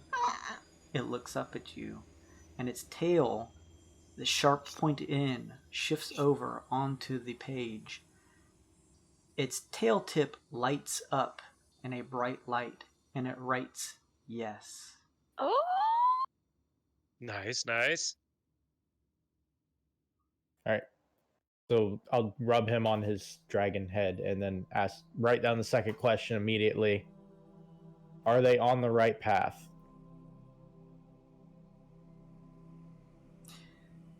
Jira, using his tail again, writes, "You are."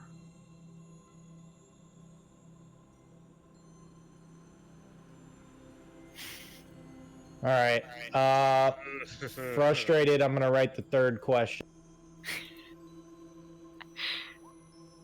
Is it a good thing that Jira grew and changed colors?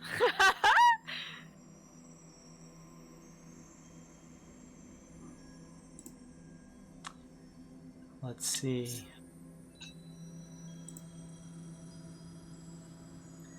Jira looks at you and goes, and with its tail writes, very. Alright. Cited right number 4. Can I call on you in a time of need? Jira doesn't write anything, but instead looks up to you now and goes, I'll take that as a no. Last question. I hope I'm going to phrase this right. You show us where Falks is when we're strong enough to quell what's on the planet. Jira uses its tail and almost acts as if something has gotten in its nose. It shifts its head back and forth a little bit, and using its tail it writes no.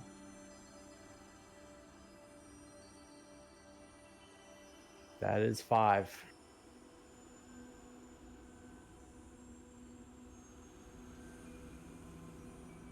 I was write thank you and Draconic and then put my quill down. You put your quill down. Jira shifts its weight onto your lap and looks up at you. And then using its tail writing in the book afterwards, it writes, "You're welcome." Oh, God. What a precious baby. The energies of the spell begin to dissipate. You expected to go somewhere else, and yet you found yourself staying in your room. The warmth of this energy slowly dissipates back to room temperature, and the light from your book slowly fades, leaving your tome as it normally is.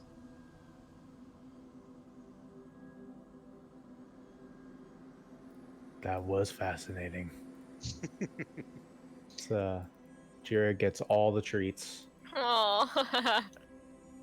And I will stay locked in this room for the rest of the day. All right. Clatter stands watch Glace, and over the course of the rest of the day, it doesn't seem like NVD busts out of his room screaming like a madman. Perhaps whatever spell he intended to do or practice went off successfully. Maybe he offed himself. Or maybe he offed himself. With that, we enter the second day. Rinkaz is still busy crafting his blitz cannon. Is anybody else doing anything for the final day before you reach Jadra? No. Don't have to. Alright. With that, the final 24 hours passes. It's not a terribly long trek. You all find yourselves making your way towards the Celestial Cradle again, having shifted away for a brief time to head over to Udu. As you guys near, you begin to shift your way past the cradle itself. Let's see here. Let's grab a little picture of this shit. Shifting in between the vastness of the Celestial Cradle and beginning to move instead towards the voluminous, bright, slightly greenish light of the sun in the center. As you all watch in the command center or mission control room of the ship, you watch as the celestial bodies on the programmed illusion before you draw closer, watching as you pass through the cradle itself. as you guys approach, it all feels weird having your ship approach what seems like a sun for all intents and purposes. But as it nears, there is a shifting on the panel. The body of the celestial cradle and the nearby sun of Jadra disappear from it. And instead, it shows you a vast open valley with a mountainous region surrounding it. In the distance, a walled, high arcing, large, open city with various levels are set before you. You guys don't see it in person, but you're able to see it on the monitors to make sense and see that, as before, you now are setting eyes on the Jadra capital. There is a landing area, as you guys have been here once before, some of you. There's a landing area that separates you guys from the city itself. That's kind of across the way of a open field full of just various debris and stone-like ruins. It's not trashy, it's just these are stone-like ruins from probably some ancient time. The city itself overlooking this area. The ship lands. As you get off, you look around this landing area and see quite a few other Spelljammer ships in different various sizes and stuff. One looks like an octopus. Another one looks like a moray eel. Some made of wood, some fitted with some steel of some type. Some with vast open sails that have interesting markings on them. You see a couple pioneer ships, and you even see what looks to be a marking of a mastermind ship. There are a couple elves nearby that offer to wash your ship and keep it clean for 5 gold while you take your trip within the city. Do you want to pay them or not? Just look past them and walk on. Just don't make eye contact. Keep walking. What? Just tell them thanks and no thanks. You just gotta keep moving. Thanks, no thanks! We're good. We're good. Thank you. Should I can pay them? Do we need to be Oh, if you start, then there's gonna be more. Thanks, no thanks! You pulling NVIDIA along pass by the... It's like fucking bringing a tourist to San Francisco. Right. No, don't give them. Just keep walking. I know it's sad. We gotta. Don't encourage them. We make so much money. We could give some of it to these people. It's okay. Right, but this isn't the way. Oh, look at my wrist. I fly away. You guys walk through the open field that sits underneath the city here. Various people are traveling along the various routes. It's quiet other than the murmurings of the leaves and bristling grass nearby. The colors here seem bright, vibrant, almost piercing to the eye. The air here crisp, cool, and refreshing. You feel more lively by just being here. You guys make your way through the area, the ruined outskirts of Jadra, and begin making your way towards the front entrance of the city proper. I'm just going to gather your guys' icons real quick from the previous map. Hang on. I shouldn't need to do that. There's not going to be any combat. It's fine. Well, probably not. Probably. Nah, it's fine. Everything's fine. Nobody wants to commit atrocities against nature in front of these people. Yeah, Rinkaz. Maybe. Yeah, I don't know. Do you really want to tempt them? They'll probably do it. What? Not that bad. Let's see here. Hang on just a second. I'm moving your guys over to this other map real quick. Hang on. Let's blow you up. I accidentally brought a chair with me. Let's get rid of that. I'll bring the chair. I'll roleplay a chair. That's what Chemo's gonna get turned into if we Little. are bad. Sit on me. Sit on me. We were able to bring him back. Sit on me. No, no, we could not do this. Sit on me.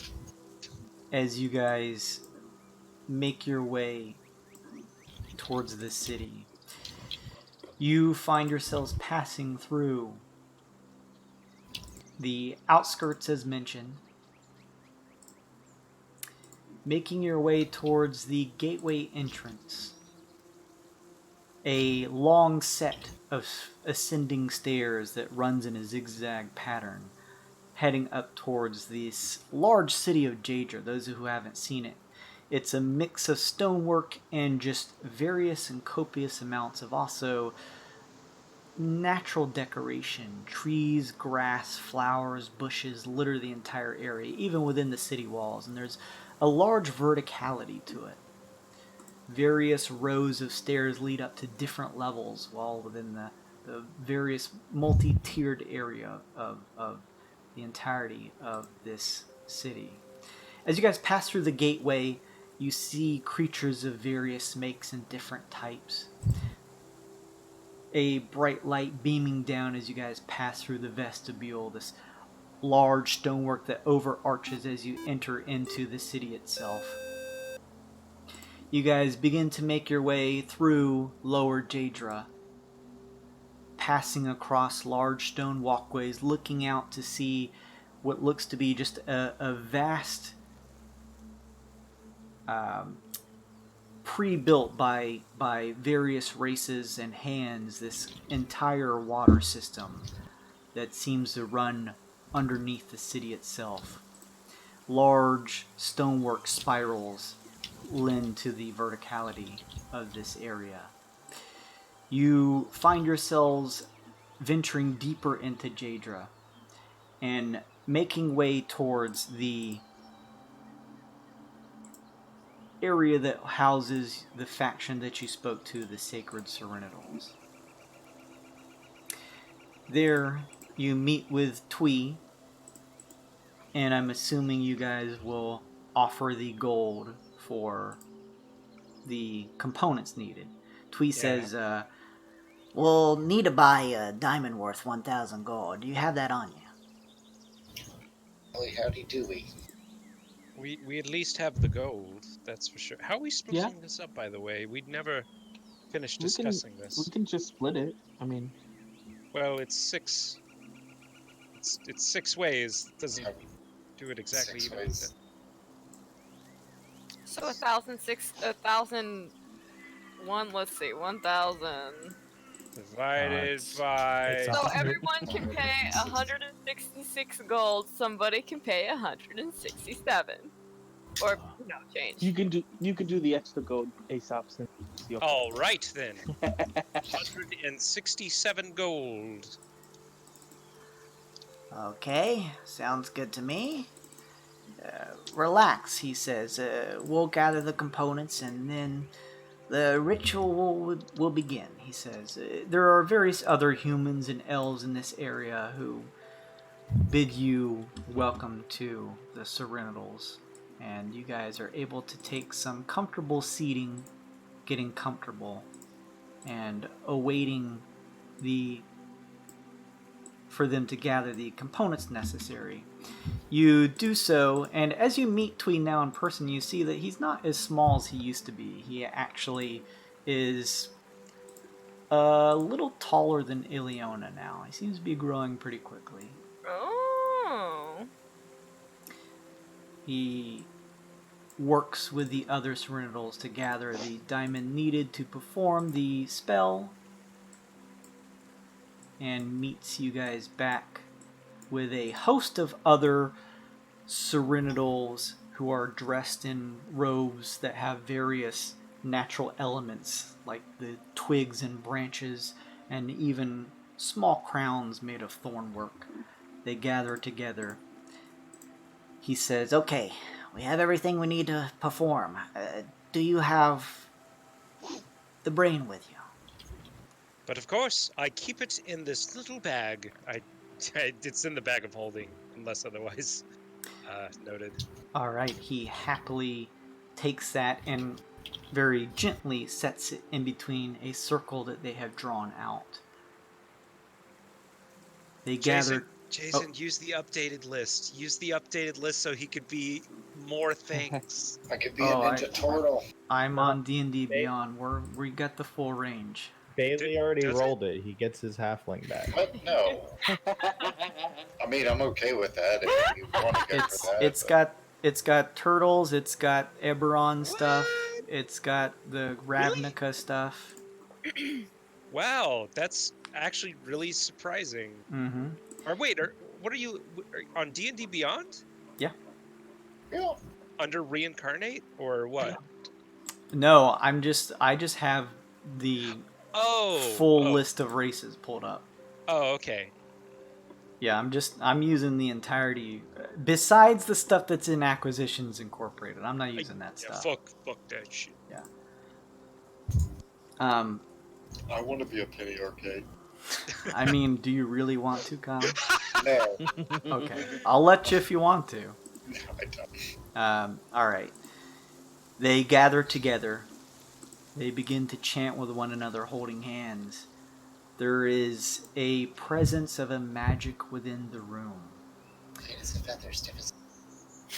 Fa, you watch at the center. The brain in the jar of this chemo fellow.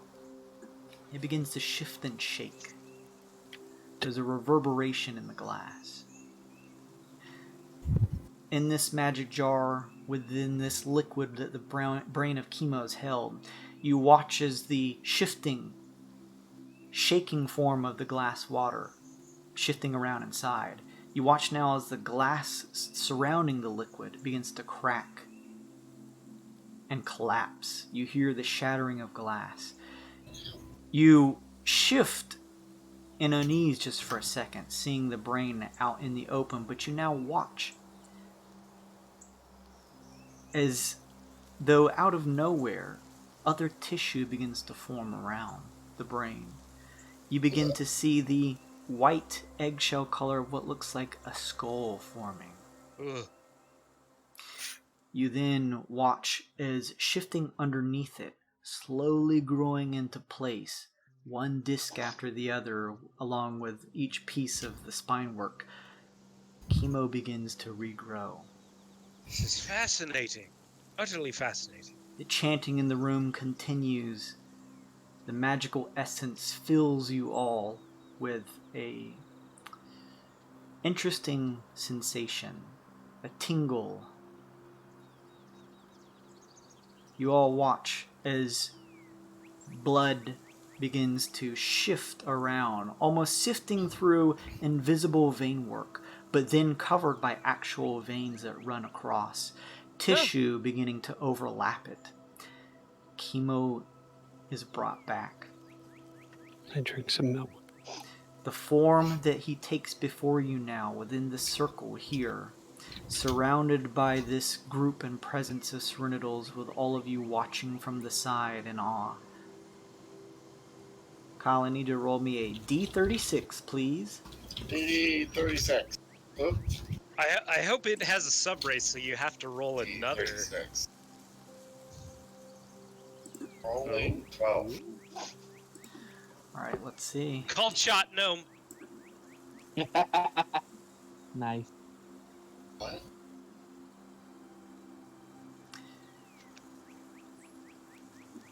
You guys watch the form of chemo begin to shift. You don't remember him being this tall. Oh no. Oh. Is it Goliath? You don't remember him being this muscled. Yeah! I was so close. I was like Chemo, Close. your senses begin to come back to you. You take in a deep breath. You look around as the fuzziness in the room begins to clear. These forms of these figures surrounding you, and in between them what looks like the blurry colors of what used to be the party that you joined not too long ago. It feels like just the other day. All of the rest of you see now as chemo shifts up a little bit. He is back but the form he has taken is that of a Goliath. Hey there. Big boy. There's Hey a there, big shadow guy. island. Well, Just my own. He's back.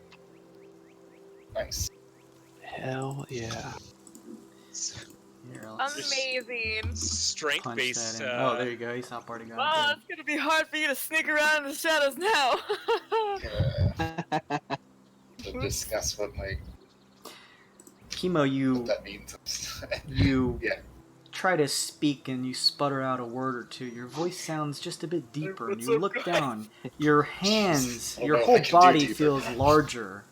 Your fingers feel more bulbous and large. As you compare your form lying down here on the ground in the center of these figures that stand around you, they seem kind of small compared to you. Did everyone shrink? Did you guys know that you got a lot smaller? You got a lot bigger, honey. Yes. Oh my god. Record, did you get all that? Oh, great, good. It got all of it. It's like a. You're like a. You could be a really good bouncer. I see bouncer written all over you. I don't know. Maybe you can still. Maybe you might be able to sneak around still. See, that's why you drink your milk. Ugh, green cuss. But by the way, sorry you died, but we made right by it. What? I don't Last- remember. Yeah, the last Oh. thing you remember, Chemo, is getting into a fight at that club on Oh, Neogokyo. no. He doesn't remember anything from the Monkin place? He does not. No, just like I Oh, don't. no. You got brains. Yeah, Christ, so- there's a giant log of a hand up to his forehead. Oh. So your brain got teleported outside of your body, but it's okay because we saved it, and I was carrying it around in my backpack for a while. And then we paid a bunch of money to these nice people, and they brought you back to life as a Goliath. They reincarnated you.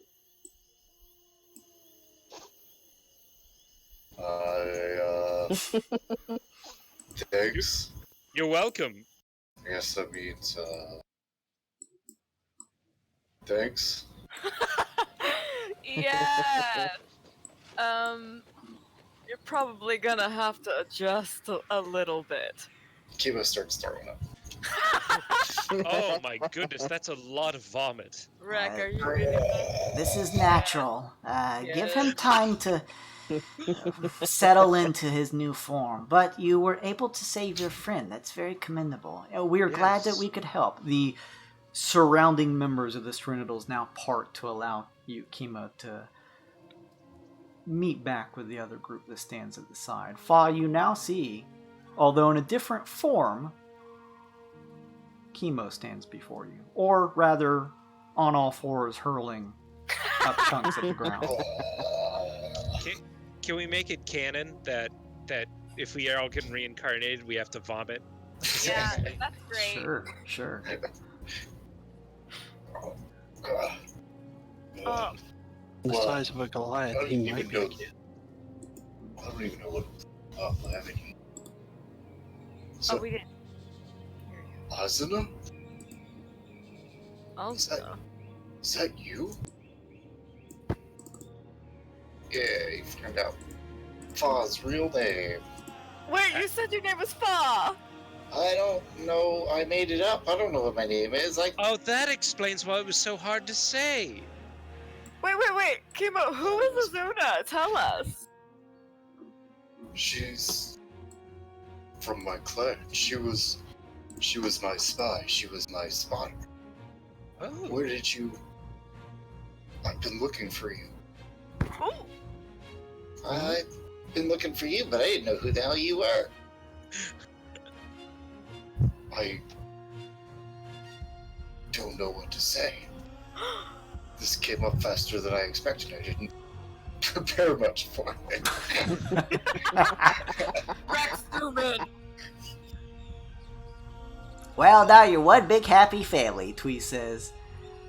Glad This to is help. great. You're welcome to any services here while you're in the city. Otherwise, good luck, Wild Nuts. Let me know if there's anything you need help with. Thank you, Serenitals. Of course. And Tweed bounces off along with the others, as giving you guys time to reorient yourselves with your revived team member. Nice. Oh my goodness. So we're... Great! Gee, Jason, how come Kyle gets 2 characters? So that's a good place to wrap for now. That'll give Kyle a little bit of time to maybe think about some things between the two of his characters. It'll also give him some time to contemplate how he's going to work having 2 characters. I get twice as many turns. No, we gotta do it. We gotta do it West Marches style, where you choose which one you're playing at the beginning of the session. Yeah, I'm good with that. I'm not going to stop you if for whatever reason you chose to embark with both characters, but it would be easier for you to kind of tag team. That's up to you. But yes, also, you'll need to find me a new character token for Chemo, since he is now a Goliath and no longer a Shadar Kai. Amazing. That's interesting. Has 2 characters, still has half as many attacks as Suncomb. It's funny because it's true. Yeah. Kyle runs 2 characters, my turn still takes Yeah, really. But yes, you guys have met with the Arcane Man again, and you have now followed along, and with his help, found an alternative way to bring Chemo back. And between the two, chose to revive him at the Serenitals, and now he is a Goliath. Big boy. Still the same class, but now a Goliath. Cool. Well, you're a ranger, so you can use strength weapons too. That's a thing. Yeah. Also, Chemo, just for balancing purposes, you can go ahead and level up Chemo to the current level 11 that everyone else is. Sweet. Yeah, I'll take a minute through this. You may not be conscious of it, but your subconscious time on the Monkin Place has taught you some hidden secrets, and you catch up with the others. Nice. I know Kung Fu. Yeah. Better than I did before. From here, you guys know the general direction that the Arcane Man, now having you guys serve as his bodyguards, wishes to go, which is pretty much in line with what everyone else was planning to do in terms of trying to help out Kui. If you guys want, next session, if you'd like to partake in any of the shops here that are on Jadra, you're more than welcome to. Oh yeah. You also remember that although not part of the faction of the Serenitals herself, she does own her own astronomy guild. You could go and see the woman who runs the observatory here, whose name I'm blanking on when I should have remembered it. It starts with an S. Alicia. Oh, There Alicia. we go. Just needed to jog the mind. You could go see Alicia if you wanted to. It's up to you. Or you guys could just haul butt right back into the ship and head wherever you want to. The ball's in your court. You guys have a main thoroughfare line, though, in terms of like a quest line. But you can embark and shift off somewhere else along the way if you'd like to. It's all up to you. But after quite a few sessions with Chemo out of commission, he's now brought back. Changed, but still himself. Welcome That's back, awesome. buddy. Yeah. So, Glad to be back. did you guys have fun? Yes. Yeah, good. Good. I mean, it was all leading back to the revival. That was the first time I think I've witnessed Reincarnate being cast in person, so that was fun. Yeah, that's pretty wild. I'm sad and VD succeeded on his insanity. Yeah, I was kind of rooting Yeah, me too, for a little bit. the insanity. Just turns out to be Mean Gene. Oh, it hurts so bad! He just fucking kicks down his door and comes out as Mean Gene. That's his form of madness. Time to be brave and misbehave. Wow. That's fucking amazing. God bless. Oh, sick! I would have been a Tabaxi if I came back to life. Yeah, Tabaxi alchemist. you can pull up here. Let's see.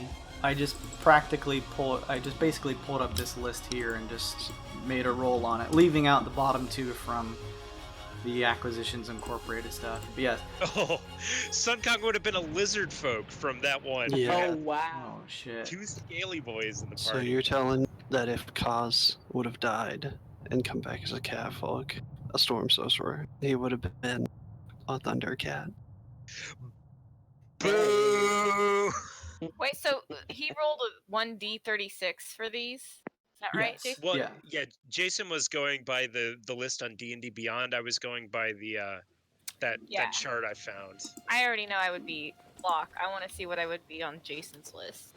25. Let me see. Thank you everybody for hanging out with us. Thank you, Alfred, Yeah. Electrical Longboard, T-Bird, Windsock, Zangkyber. I appreciate you guys. Also, thank you, League of Explorers, for stopping by, subbing, and having fun with us. Thank you, Thomas McGee, for following us and throwing us some bits. It's very nice of you. I appreciate that. You guys get cool points that you can use for different stuff. What race would you have been, Bae? I'm counting. This is difficult. Oh, sorry. Greedy. 10, 12, 2, Oh my 4, 6, 8, Why? 10, 24, 25 is a feral tiefling. It calls to you. It calls to me. Yeah. I've never been that. Well, thank you everybody for stopping by. As you guys are watching and checking us out, and those of you who are following or donating some bits, you guys are getting some points to use. And right now we're using a twofold point system between Streamlabs' currency loyalty point system as well as Twitch's channel point system. We're going to eventually be moving to the Twitch points, but in the meantime I want to give you guys enough time to build up some of those instead of just doing a refresh when some loyal people have been watching for a while. Especially people like Looney and stuff like that. So we'll be moving over eventually, probably within the next month or so. So those of you who have had time to stop in will definitely have some Twitch channel points to use, so you won't be completely reset. But yeah, we'll do another giveaway at the end of this month and try again. Eventually we'll have enough of an audience to where someone will actually participate, so you can look forward to that. And we may do another addition to the character roster, the stream avatars down at the bottom that you guys can buy and have fun with. But yeah, all that stuff is you guys interact and do fun stuff. You can buy inspiration for the party using your loyalty or channel points. You can name an NPC. There's plenty of fun stuff. You can look at the details below on our Twitch page, or just take a look at the bottom left of the chat and see what stuff you can buy with your weird bits. It's a lot of fun. And yeah, if you want to check this out, if you missed a chunk of it and want to see more or just see the other episodes, they're all VODs on our Twitch page or on our YouTube channel at GAWD_mode, or just punch in Weird and Wild the way it's titled up in the corner there. I also need to take Ileana out of here. She's no longer hanging out with you guys. She is sneaking up in the corner there. Yes, I hope you had fun. Next week, we're taking a week off. Oh. Because we're playing some Pokemon Friday. Oh, hell yeah. I'm going to be down for that. So, you're welcome to still stop in. We'll just be doing some Pokemon stuff because I love Pokemon and a lot of my players here love Pokemon. So we'll be doing a Pokemon stream. You come hang out, jump in the Discord, chat with us as long as you're not a dick, and hang out. Don't do that. And then the week after that, we will be playing another session. And then for the final week of November, we'll take another week off because I have to be out of town for some Thanksgiving family stuff. So just to give you a heads up on that stuff. But yeah, in the meantime, thank you guys for hanging out. We will be back next week for Pokemon, but if you're more interested in D&D stuff, we'll be back the following week to do more of that. So Yeah. it won't be the 15th, but we'll be coming back the 22nd. So come check us out then, or just come watch Pokemon next Friday, either one. We're glad to have you. Thank you, everybody. We'll see you next time. Bye-bye. Wait. Bye. Oh, Yep. psych. I'm not just going to end the stream this time. I'm going to be responsible, and we're going to go raid the League of Explorers. Because he's been popping and doing a lot of really great stuff. That's not where I post that. Hang on just a second. I want to do this in the Streamlabs chat. There we go. All right. So yes, thank you everybody. Thank you for joining. I'm gonna send you over to League of Explorers. He plays cool shit. Part of Deadlands. He's got plenty of content on there. He really loves using the Savage Worlds template, which is kind of interesting from some of the posts he's been making. But yeah, go check him out. He's got a really cool layout like we do. He's pretty neat. Until next time, bye everybody. Bye. Bye. Okay, I think they've been shifted over. Yes. Yeah, it looks that way. Yep. Hey.